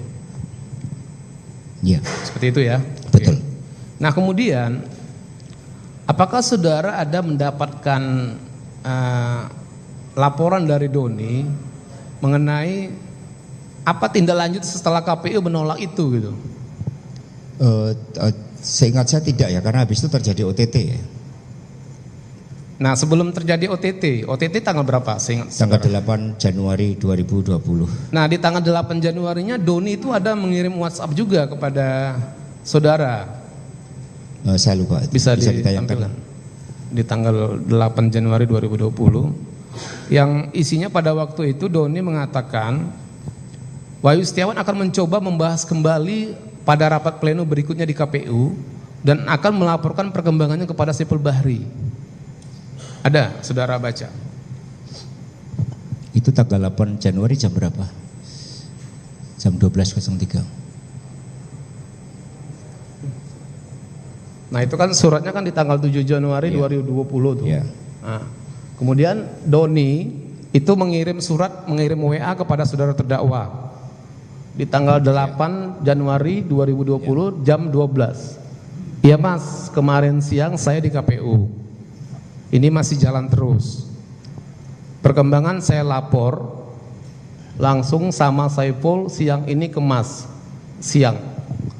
Nah memang pada waktu itu saudara tidak membalas ya? Ya saya tidak balas karena memang maksud dari persiapan rapat kerja nasional. Iya. Sehingga saya ada kunjungan ke majalah SWA dan sebagainya, sehingga saya tidak ngeh terhadap adanya WA ini. Nah terkait dengan WA saudara Doni, kan sudah ditolak tuh di tanggal 7, tapi dia tanggal 8 masih terus berupaya nih mengirim WA kepada saudara akan diupayakan di rapat pleno berikutnya di KPU. Saudara paham maksudnya? Ya saya tidak tahu, hanya saja saudara Doni ketika di dalam rapat DPP itu menyatakan bahwa kedudukan hukum kita sangat kuat karena KPU wajib menjalankan keputusan dari MA. Kalau enggak, buat apa dilakukan judicial review kalau tidak dijalankan? Fatwa MA juga sangat jelas, jadi kedudukannya sangat kuat, sehingga itulah maksud dari saudara Doni. Kalau bisa saya tafsirkan. Ya. Baik, terakhir dari saya ya. Saudara terdakwa ya, terkait dengan sikap keputusan dari DPP partai yang mengambil cara dengan mengajukan judicial review dan meminta fatwa ke Mahkamah Agung ya. Apakah cara seperti ini pernah dilakukan terhadap kader-kader yang lain untuk permasalahan-permasalahan seperti ini? Ini karena memang ada kekosongan hukum sehingga kita melakukan judicial review. Dan ada Pak Nasaruddin Kemas yang meninggal. Kalau terhadap kejadian yang lain, ketika misalnya ada caleg terpilih itu adalah si A, kemudian keputusan DPP adalah si B, maka itu berapa kali dilakukan oleh DPP? Lebih dari 10 kali. Jadi caleg terpilih suara terbanyak A, kemudian B, karena ada beberapa kejadian-kejadian khusus. Contohnya ketika Pak Jarod menjadi wakil gubernur DKI, maka posisi DPR RI kosong, penggantinya bagaimana? Itu tidak suara terbanyak berikutnya. Caranya bagaimana? Yang pertama adalah meminta mundur.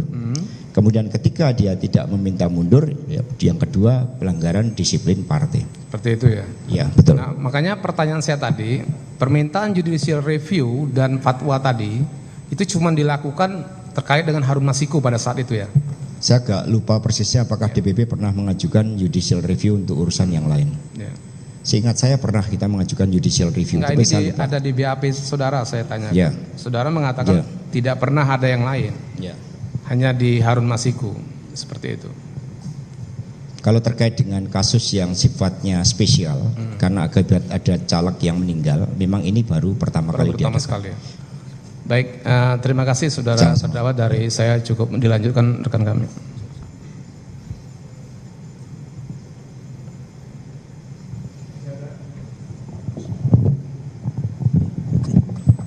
Baik, izin melanjutkan ini.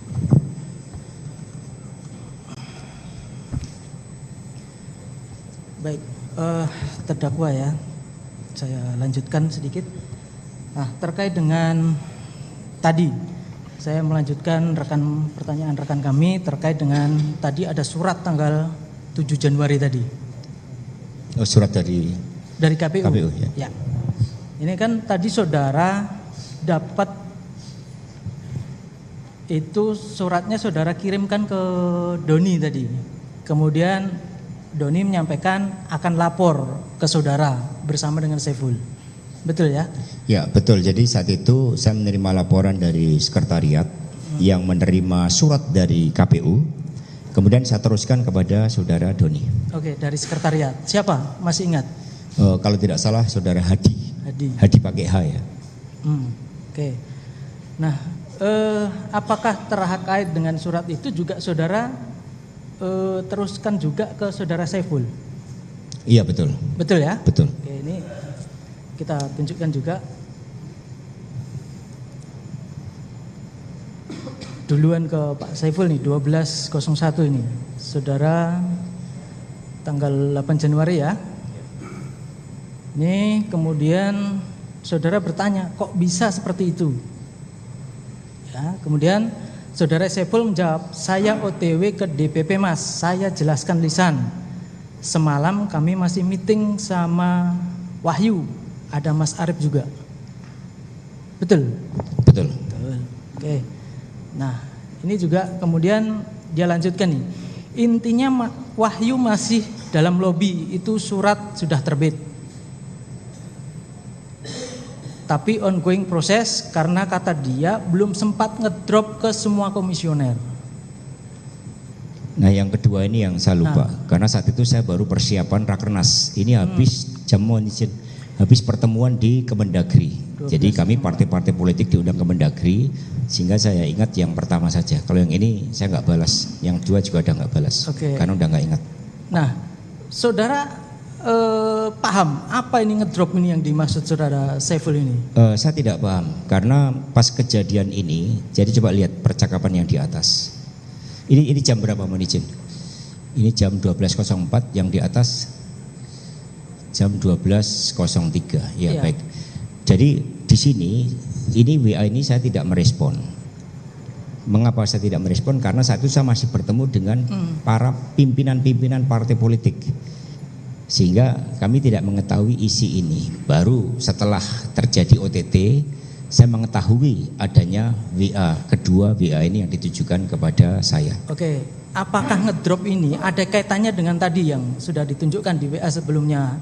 Harun hari ini geser 8.50. Apakah itu ada kaitannya dengan ngedrop? Saya tidak tahu itu. Saya tidak tahu. Saudara nggak tahu. Karena memang saya nggak membaca dua ini. Karena pertemuan di Kemendagri saat itu masih berlangsung dan saya tidak menjawab karena saya juga tidak tahu. Oke. Nah,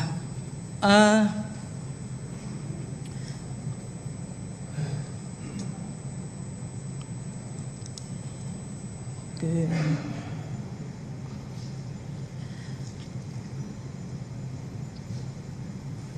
Kemudian tadi saudara menerangkan bahwa terkait dengan tadi saudara dalam pencalekan itu saudara ketemu dengan Harun Masiku 1 kali pada saat pencalekan. Sebentar ya, 2 kali. Oh, 2 kali. Ketika dia menyatakan formulir, ya. yang kedua ketika DPP sudah mengambil keputusan. Oke. 2 kali. Selain itu ada pertemuan lagi? Ada pada sekitar November ketika dia mengundang saya untuk hadir acara menyembelih kerbau di Tanah Toraja dan acara Natalan. Oke. Nah, terkait dengan tadi pertemuan dengan saudara Harun, apakah pernah kemudian ada saling tukar nomor telepon? Maksudnya? Saudara pernah menyimpan nomor Harun atau Pak Harun pernah meminta nomor saudara? Pernah ketika dia mendaftar itu dia meminta nomor telepon saya. Itu yang pertama. Iya. Betul ya? Iya. Oke, makanya tadi ada chat saudara dengan saudara Harun. Iya, betul. Betul ya? Betul. Oke. Kemudian tadi saudara menerangkan juga saudara kenal dengan Wahyu dan pernah ketemu tadi dengan saudara Wahyu di pleno tadi. Betul ya? Betul, dan pertemuan dengan Wahyu memang selalu terjadi di KPU. Oke. Seberapa sering saudara ketemu dengan Pak Wahyu Setiawan ini? Ya, setiap acara resmi partai, pengambilan nomor urut, pendaftaran partai politik, pengambilan nomor urut calon presiden, itu kami selalu bertemu. Oke. Saudara kenal dengan Pak Wahyu ini sejak kapan, Pak? Masih ingat? Ya, sejak beliau menjadi komisioner KPU. 2017 ya? Iya. Oke. Nah, selama perkenalan saudara dengan saudara Wahyu, apakah juga ada nomor telepon yang saudara berikan, kemudian saudara juga meminta nomor telepon Pak Wahyu? Tidak ada, saya belum pernah menghubungi Pak Wahyu. Saudara nggak pernah menghubungi Tidak Pak pernah Wahyu? menghubungi Pak Wahyu, karena tidak ada nomor telepon juga. Yakin saudara? Iya, betul. Betul ya? Bahwa saudara Wahyu mungkin punya telepon saya, tetapi saya tidak punya telepon saudara Wahyu. Jadi saudara nggak pernah komunikasi, Tidak pernah sama sekali. telepon, Tidak atau chat WA gitu? Tidak pernah. Enggak, saya hanya Ya. menguji saja. Iya, kejujuran bisa ditayangkan saudara. kalau ada. Oke, ini kita tunjukkan nih. Pernah saudara punya nomor 081111938888? Iya, pernah. Betul. Masih ingat ada nomor ini, Pak? Saya nggak ingat, karena saya nggak punya nomor teleponnya Wahyu. Oke. Ini di handphonenya siapa? Ini handphonenya Pak Wahyu nih. Oh iya. Ini ada komunikasi saudara ini. Tuh. Mana? Coba. Ini kan masih ingat nggak ada komunikasi ini? Mohon izin, isinya itu kurang jelas tuh. Oke. Ini Dari komunikasi atas, mohon izin yang saudara mulia. mulai 2017 nih. Iya. Ya. Kan saudara tadi menerangkan betul kenal dengan saudara Wahyu 2017. Mohon izin yang mulia, bisa diperbesar itu isinya. Ini isinya, Pak. Nih. Proses beres, tinggal nunggu tanda terima. Kemudian Coba. Izin Bapak Ketua, sebelum dilanjutkan, kami mau tanya dengan penuntut umum, ini di BAP atau di BAP nomor berapa atau nomor bukti nomor berapa nih? hasil pengeluaran bukti elektronik dari HP-nya saudara Wahyu Setiawan yang mulia. Betul.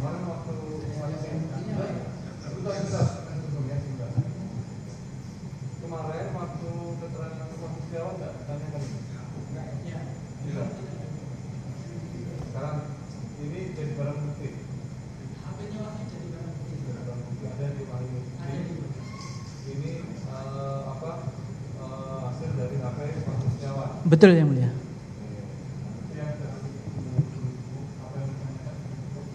Kami keberatan. Yang pertama, ketika pemeriksaan Wahyu Setiawan ini tidak muncul. Kalau dibilang barang bukti nomor berapa? Karena ada kaitannya dengan keterangan ahli sebelum digital forensik. ini termasuk nggak dari 45 yang dimasukkan di dalam lab forensik itu? Apakah barang bukti yang ada di HP Pak Setiawan ini termasuk yang diaudit oleh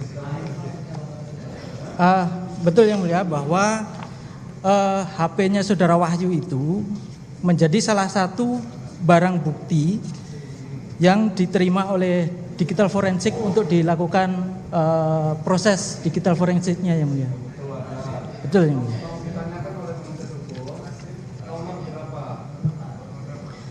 Barang bukti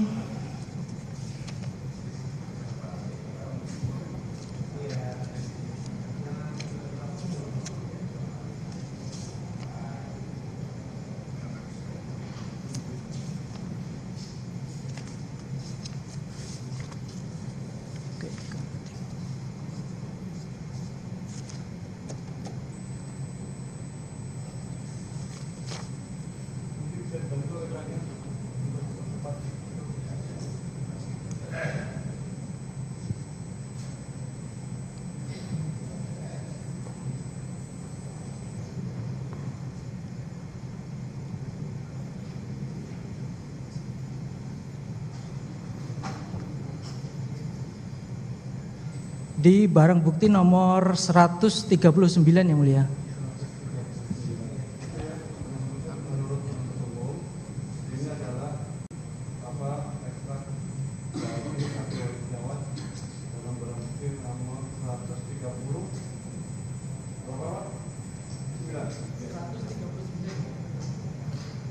Pak Ketua, ini maksudnya berbeda mungkin sama penuntut umum. Yang ditunjukkan oleh penuntut umum alat bukti nomor 139, satu buah handphone merek Apple, serial number dan seterusnya. Itu disita dari Wahyu Setiawan. Kami tahu itu. Ya. Yang jadi masalah adalah apakah isi dari transkrip atau isi percakapan sudah pernah masuk belum dalam 45 bukti yang diterangkan oleh ahli forensik itu. Karena kami nggak tahu tiba-tiba transkripnya muncul hari ini. Sementara ketika di Pak Wahyu Setiawan, seingat saya, mohon izin Bapak Ketua, nggak pula ditunjukkan ini.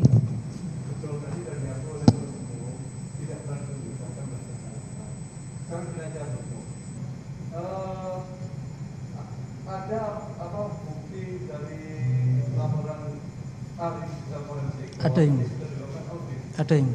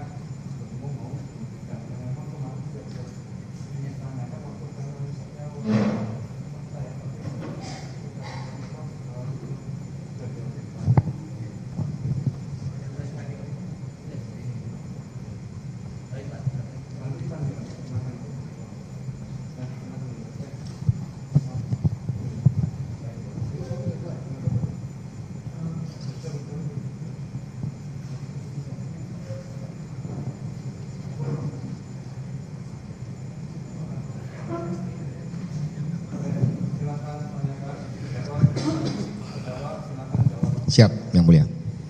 Baik, terima kasih Yang Mulia. Kami lanjutkan. Oke. Nah, sebetulnya di dalam HP Wahyu itu kan banyak chat itu. Hanya kami ingin menguji keterangan saudara jujur atau tidak gitu loh. Pak Ketua, kami keberatan Bapak oleh majelis hakim. Pak ini mesti gak usah diulangi oleh penuntut umum. Ini tidak perlu ada artinya nanti walaupun memang diuji oleh tapi tidak perlu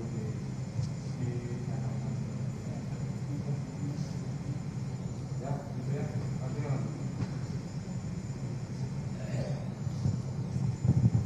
dan kepada terdakwa ya. Sebelum yang mulia.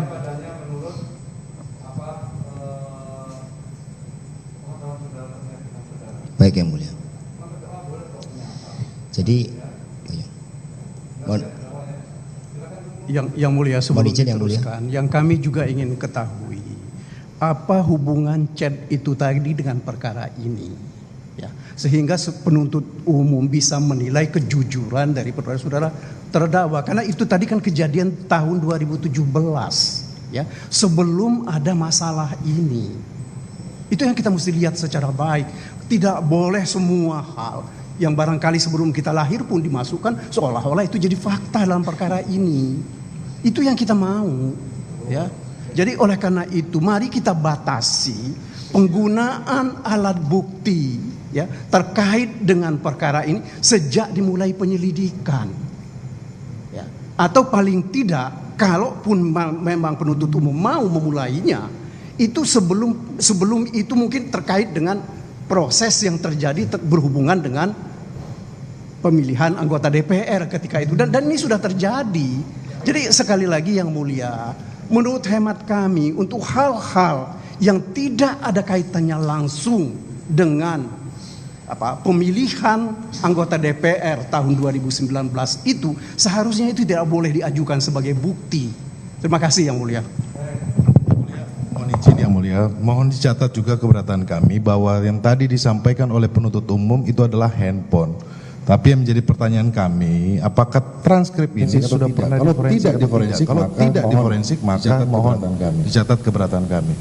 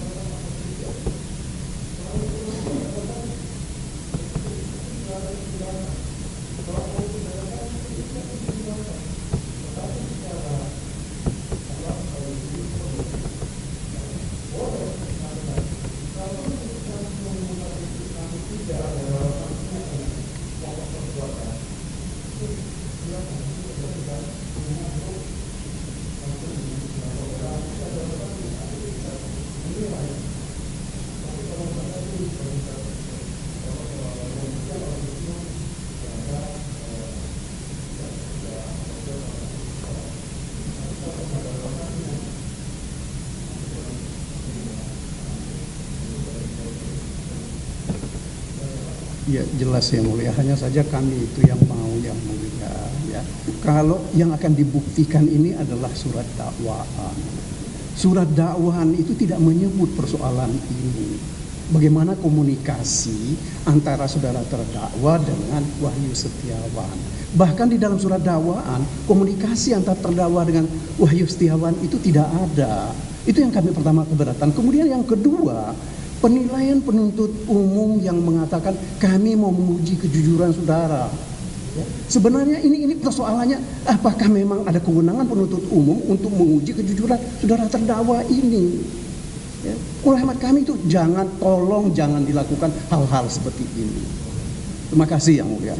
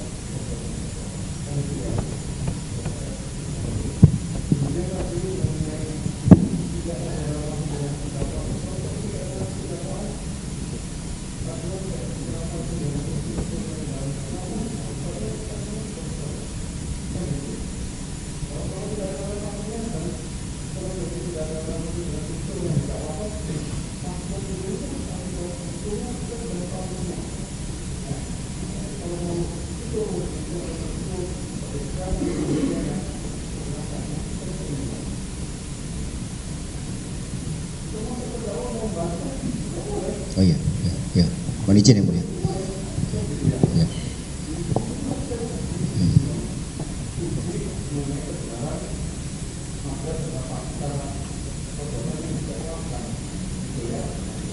Ya. Mohon izin Yang Mulia. Jadi tadi pertanyaan dari JPU kan tentang apakah saya sering bertemu dengan Wahyu, kan dimulai. Saya jawab bertemu pada acara-acara resmi di KPU. Karena memang saya belum pernah bertemu dengan Wahyu di luar acara KPU. Yang kedua, apakah berkomunikasi, punya nomor handphone. Nah, di dalam keterangan ketika Saudara Wahyu diperiksa, Saudara Wahyu kan mengatakan tidak berkomunikasi ke saya. Kan seperti itu. Maka tadi saya juga menjawab seperti itu. Karena merasa tidak pernah berkomunikasi melalui handphone dengan Saudara Wahyu, itu jawaban saya. Iya.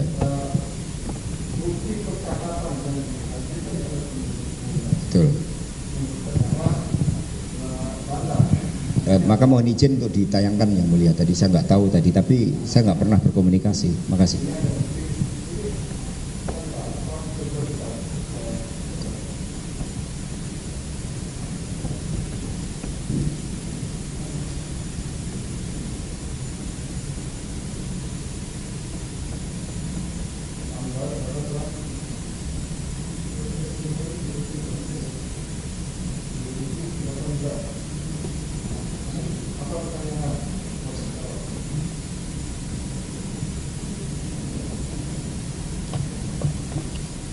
Nah, oke. Jadi kalau tadi mungkin saudara terdakwa lupa ada komunikasi ini, tapi benar itu nomor telepon saudara kan? Kalau nomor teleponnya betul. Tapi tadi 12 Januari 2018 ya? Iya, betul. Nah, ini juga terima kasih loh dibantu. Tio tadi malam cerita ada. Nah, apakah tadi terkait dengan pengurusan terkait dengan Harun Masiku di tahun 2019 saudara tahu juga bahwa Tio juga ada di situ. Saya tidak tahu. Ini kan saya juga lupa WA-nya ini apakah saya atau tidak. Ini 12 Januari 2018 yang nggak ada kaitan dengan perkara ini. Iya. Kan perkara ini kan muncul dari 2019 setelah pemilu. Sehingga konteksnya apa saya juga tidak tahu. Oke. Enggak, kalau ingat saudara apa dalam konteks apa ini Tio, kemudian ada Wahyu, terima kasih sudah dibantu. Saya tidak ingat. Apakah sudah sering seperti itu? Tidak. Maka boleh dilihat aja WA saya sama Wahyu terhadap kejadian yang berkaitan perkara ini. Saya nggak pernah berkomunikasi dengan Wahyu terkait dengan perkara ini. Oke. Kemudian tadi belum sempat disinggung rekan kami terkait dengan chat ini, ada saudara dengan Pak Saiful.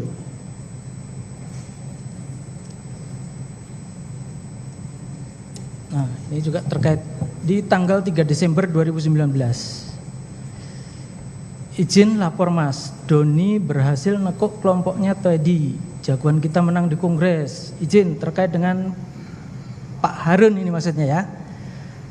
Kata Doni, kewenangan pemecatan Rizky itu adanya di Pak Lauli, bukan di Pak Komar.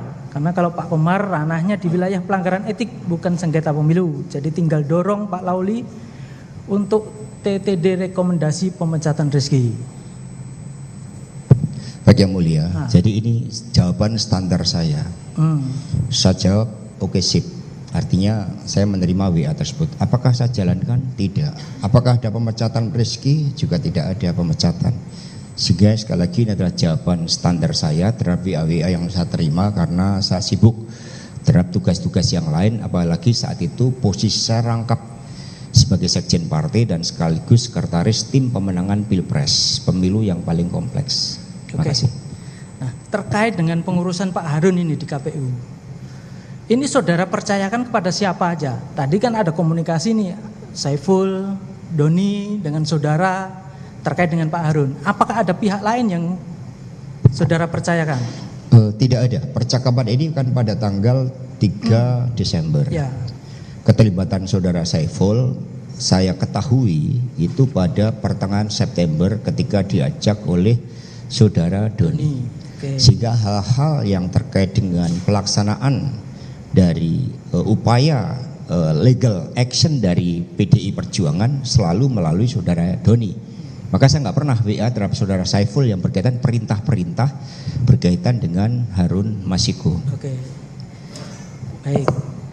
Tapi kan tadi sudah kita tunjukkan juga terkait dengan surat tadi kan saudara selain ngirim ke Doni, Saiful juga nih. Itu yang terakhir Pak. Ya, okay. Itu adalah terakhir 8 Januari ketika saya sudah mengetahui bahwa Saiful dilibatkan dan itu upaya hukum fatwa MA itu ternyata ditolak. Maka saya kirim ke Doni dan kepada Saiful. Yang pertama adalah kepada Doni dulu, baru kepada Saiful karena Saiful lah yang menawarkan kepada Doni untuk membantu urusan ke KPU terkait dengan fatwa MA. Itu adalah setelah bulan September. Ya, ini saya hanya mau konfirmasi aja ke saudara terkait keterangan Saiful kemarin bahwa pengurusan itu ya Doni sama Saiful aja. Seperti itu? Oh tidak, karena pengurusan kan melalui Doni Triistiqomah yang mendapatkan surat tugas.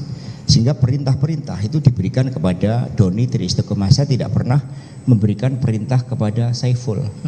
Hanya perkecualian ketika fatwa MA tersebut itu ditolak oleh KPU karena saya sedang berada rapat di Kemendagri, langsung saya kirim kepada Doni Triistiqomah dan saudara Saiful. Begini terdakwa ya, selain saudara Doni dan terakhir saudara ketahui ada Saiful juga.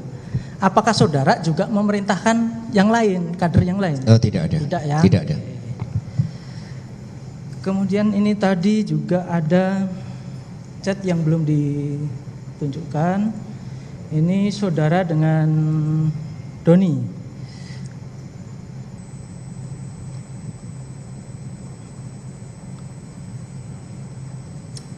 Nih, tanggal 13 November 2019. Oke. Pernah saudara minta saudara Doni untuk membuat kronologi Pak Harun? Betul. Jadi latar belakang seperti ini yang mulia. Karena fatwa MA itu adalah dikeluarkan 23 September. Dan kemudian untuk menjalankan fatwa MA itu kami harus rapat DPP partai terlebih dahulu. Maka sehubungan dengan rencana rapat DPP, saya meminta kepada Doni untuk membuat kronologis. Maka rapat DPP akhirnya diadakan pada akhir November, dan setelah rapat DPP surat baru bisa dikirim ke KPU pada tanggal 6 Desember terkait dengan permohonan fatwa MA tersebut. Jadi ini sebagai contoh perintah-perintah adalah langsung kepada Doni Triistiqomah. Oke, Mas, kronologi Harun besok jam 10 pagi, gitu ya. Oke, sip. Kemudian tanggal 13, ini bener nih ya, saudara Doni kemudian mengirim kronologi proses dan langkah penggantian caleg terpilih PDI Perjuangan daerah pemilihan Sumsel 1. Betul ya? Betul, dan ini sekaligus menjawab tadi, mohon izin yang mulia, pertanyaan dari Pak Jaksa tadi, terhadap langkah-langkah apa yang dilakukan. Oke. Karena tadi ditanyakan setelah Rizky dilantik pada tanggal 1, kok masih ada upaya? Ini adalah masukan dari kajian dari saudara Doni Tri Istiqomah terhadap langkah-langkah apa yang dilakukan. Dari langkah-langkah inilah kemudian kami dibahas dalam rapat DPP sehingga akhirnya keluar surat permohonan fatwa MA meskipun Rizky sudah dilantik karena adanya rekomendasi dari lawyer yang ditugaskan oleh DPP PDI. Benar ini Pak ya, isinya kronologi yang dikirim Pak Doni ini. Saya sudah agak lupa dari sisi Sudah isinya. lupa saudara. Ya. Oke. Coba mohon pelan-pelan.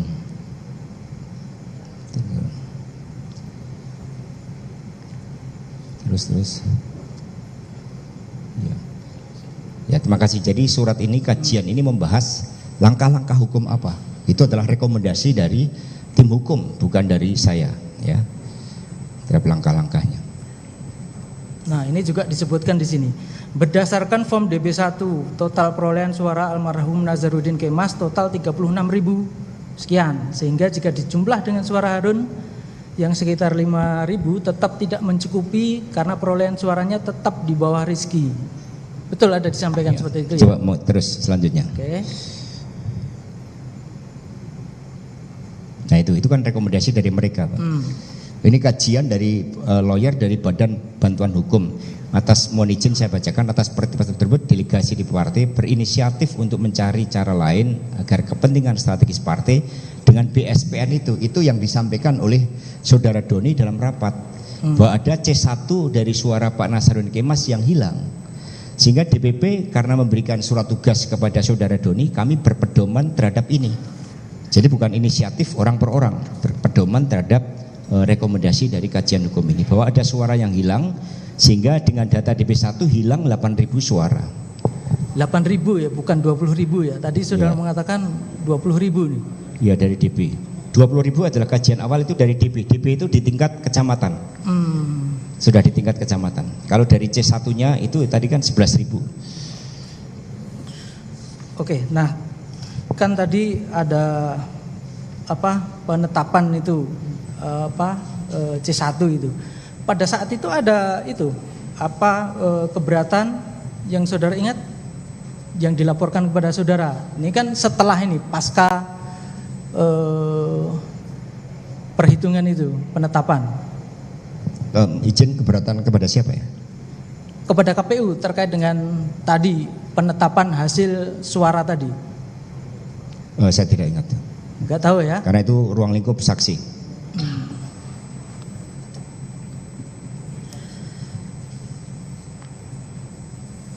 Kemudian apakah lewat DPP, kemudian ada keberatan-keberatan terkait dengan suara yang ditetapkan?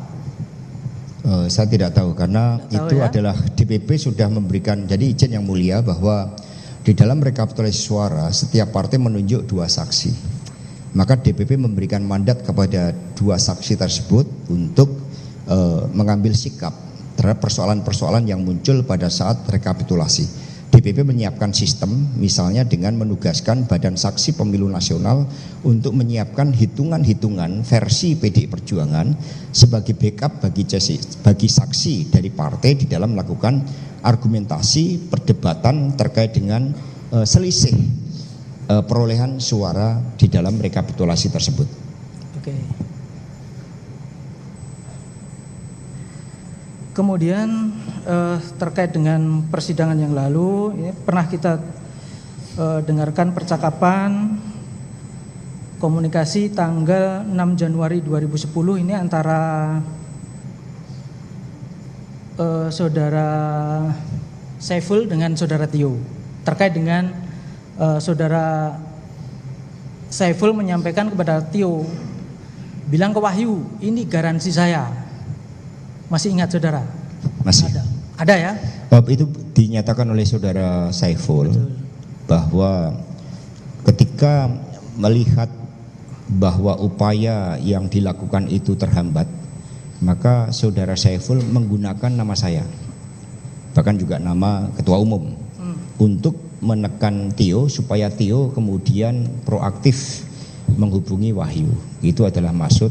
Tapi dari saya tidak pernah ada pernyataan seperti itu. Saya tidak pernah menghubungi Saiful Bahri untuk memberikan target 10 hari ataupun juga jaminan garansi saya.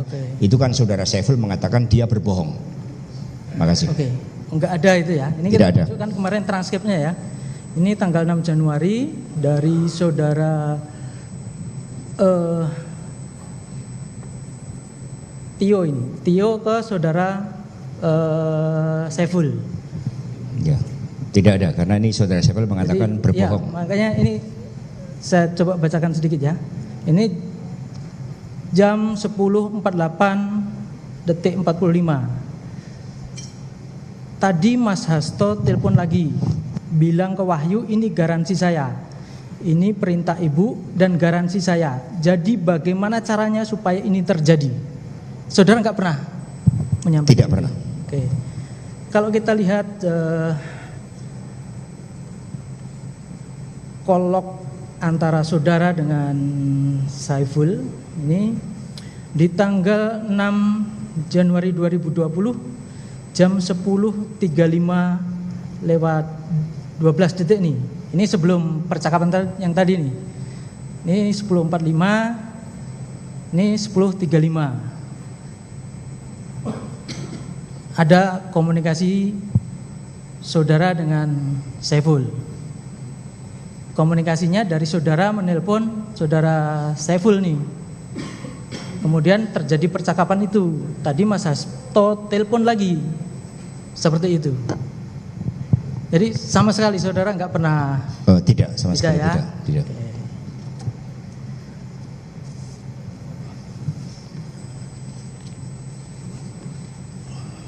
Kemudian terkait dengan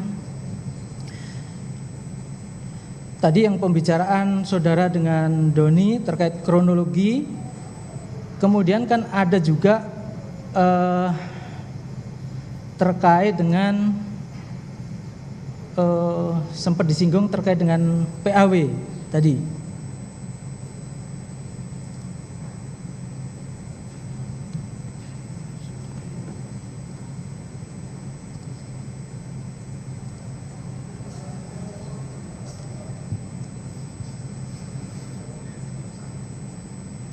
Nah, ini ada perintah dari saudara tanggal 4 Desember 2019.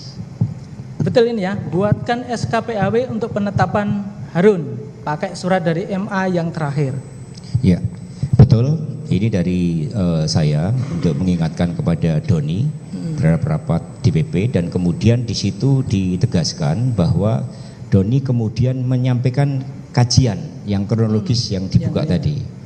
Nah, di dalam kajian itu istilahnya bukan PAW, surat PAW, tetapi adalah permohonan pelaksanaan fatwa MA. Jadi permohonan pelaksanaan fatwa MA, sehingga bukan PAW tapi permohonan pelaksanaan fatwa MA. Oke.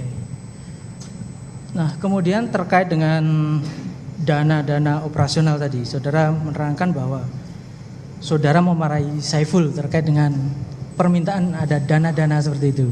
Betul ya? Betul, betul. Nah, tapi di percakapan saudara, kenapa saudara tidak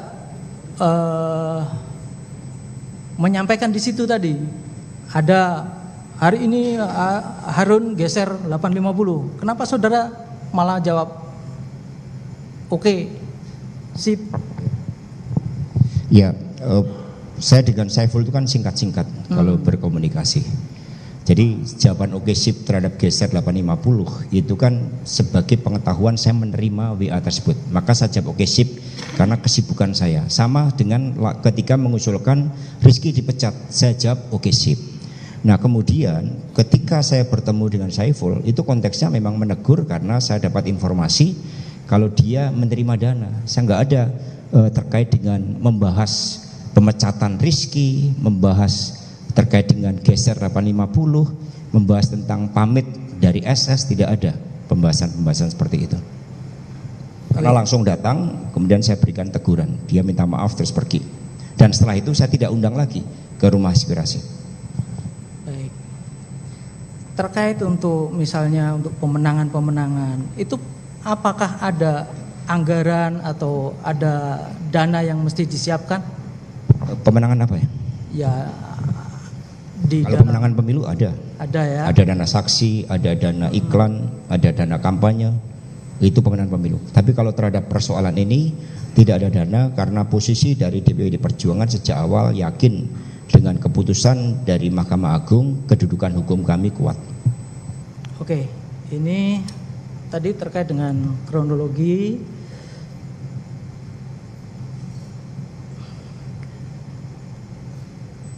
Mas, itu kronologi penanganan Harun Masiku terus. Oke, di print nanti kasih tahu ya. Oke, siap. Nah, terkait dengan ini ada lanjutan di tanggal 2 Desember. Ini ada pernyataan, kalkulasi perlu berapa untuk menang? Sebentar Mas. Angka di bawah 200, angka bawah 200, angka di atas 300. Kalau digabung dengan Jogja 200 saja. Ini konteksnya apa ini? Jadi izin yang mulia, di DPP ini kan banyak komponen-komponen dari Ormas. Ada dari GMNI, ada PMKRI, ada Pemuda Muhammadiyah. Nah, kejadian ini saat itu adalah mau kongres GMNI kalau tidak salah di Maluku. Nah, di situ kemudian teman-teman GMNI rapat mengusulkan calon. Nah, calon ini dukung ya seperti kampanye itu. Seperti kampanye ada dana. Maka kemudian mereka mengusulkan untuk saya sampaikan kepada bendahara DPP. Diperlukan bantuan berapa? 200 juta untuk menang. Karena harus mengirimkan delegasi yang kongres di Maluku. Dan ini berkaitan juga dengan WA saudara Saiful pada tanggal 3 Desember. Saiful melaporkan bahwa kongres GMNI tersebut telah dimenangkan. Kalau tidak salah Doni berhasil nekuk sehingga calon yang didukung itu menang. Jadi itu merupakan bagian dari upaya untuk di dalam mensupport terhadap mereka-mereka yang di PD Perjuangan berkaitan dengan aktivitas dari organisasi kemasyarakatan yang mereka ikutin. Jadi ini resmi dari bendahara bantuannya. Jadi tidak terkait dengan perkara ini. Baik. Saudara kenal dengan Simon Petrus, Pak? Oh, kenal. Kenal ya? Kenal. Sebagai apa dia? Dia sebagai salah satu tim hukum Badan Bantuan Hukum dan Advokasi Rakyat. Oke. Izin yang mulia, ini bukan keberatan, hanya mengingatkan saja yang mulia, jam di sana itu lebih lambat 1 jam dibanding jam yang sebenarnya yang mulia.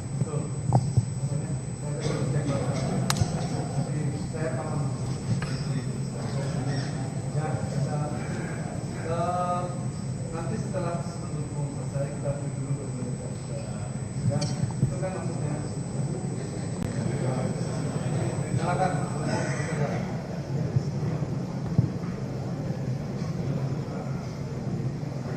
Izin yang mulia, mungkin izin yang mulia. Jadi kalau menunggu kami selesai, karena masih ada beberapa yang kami tanyakan yang mulia. Apakah bisa mungkin kita break dulu, nanti setelah break lanjut dari kita lagi untuk bertanya.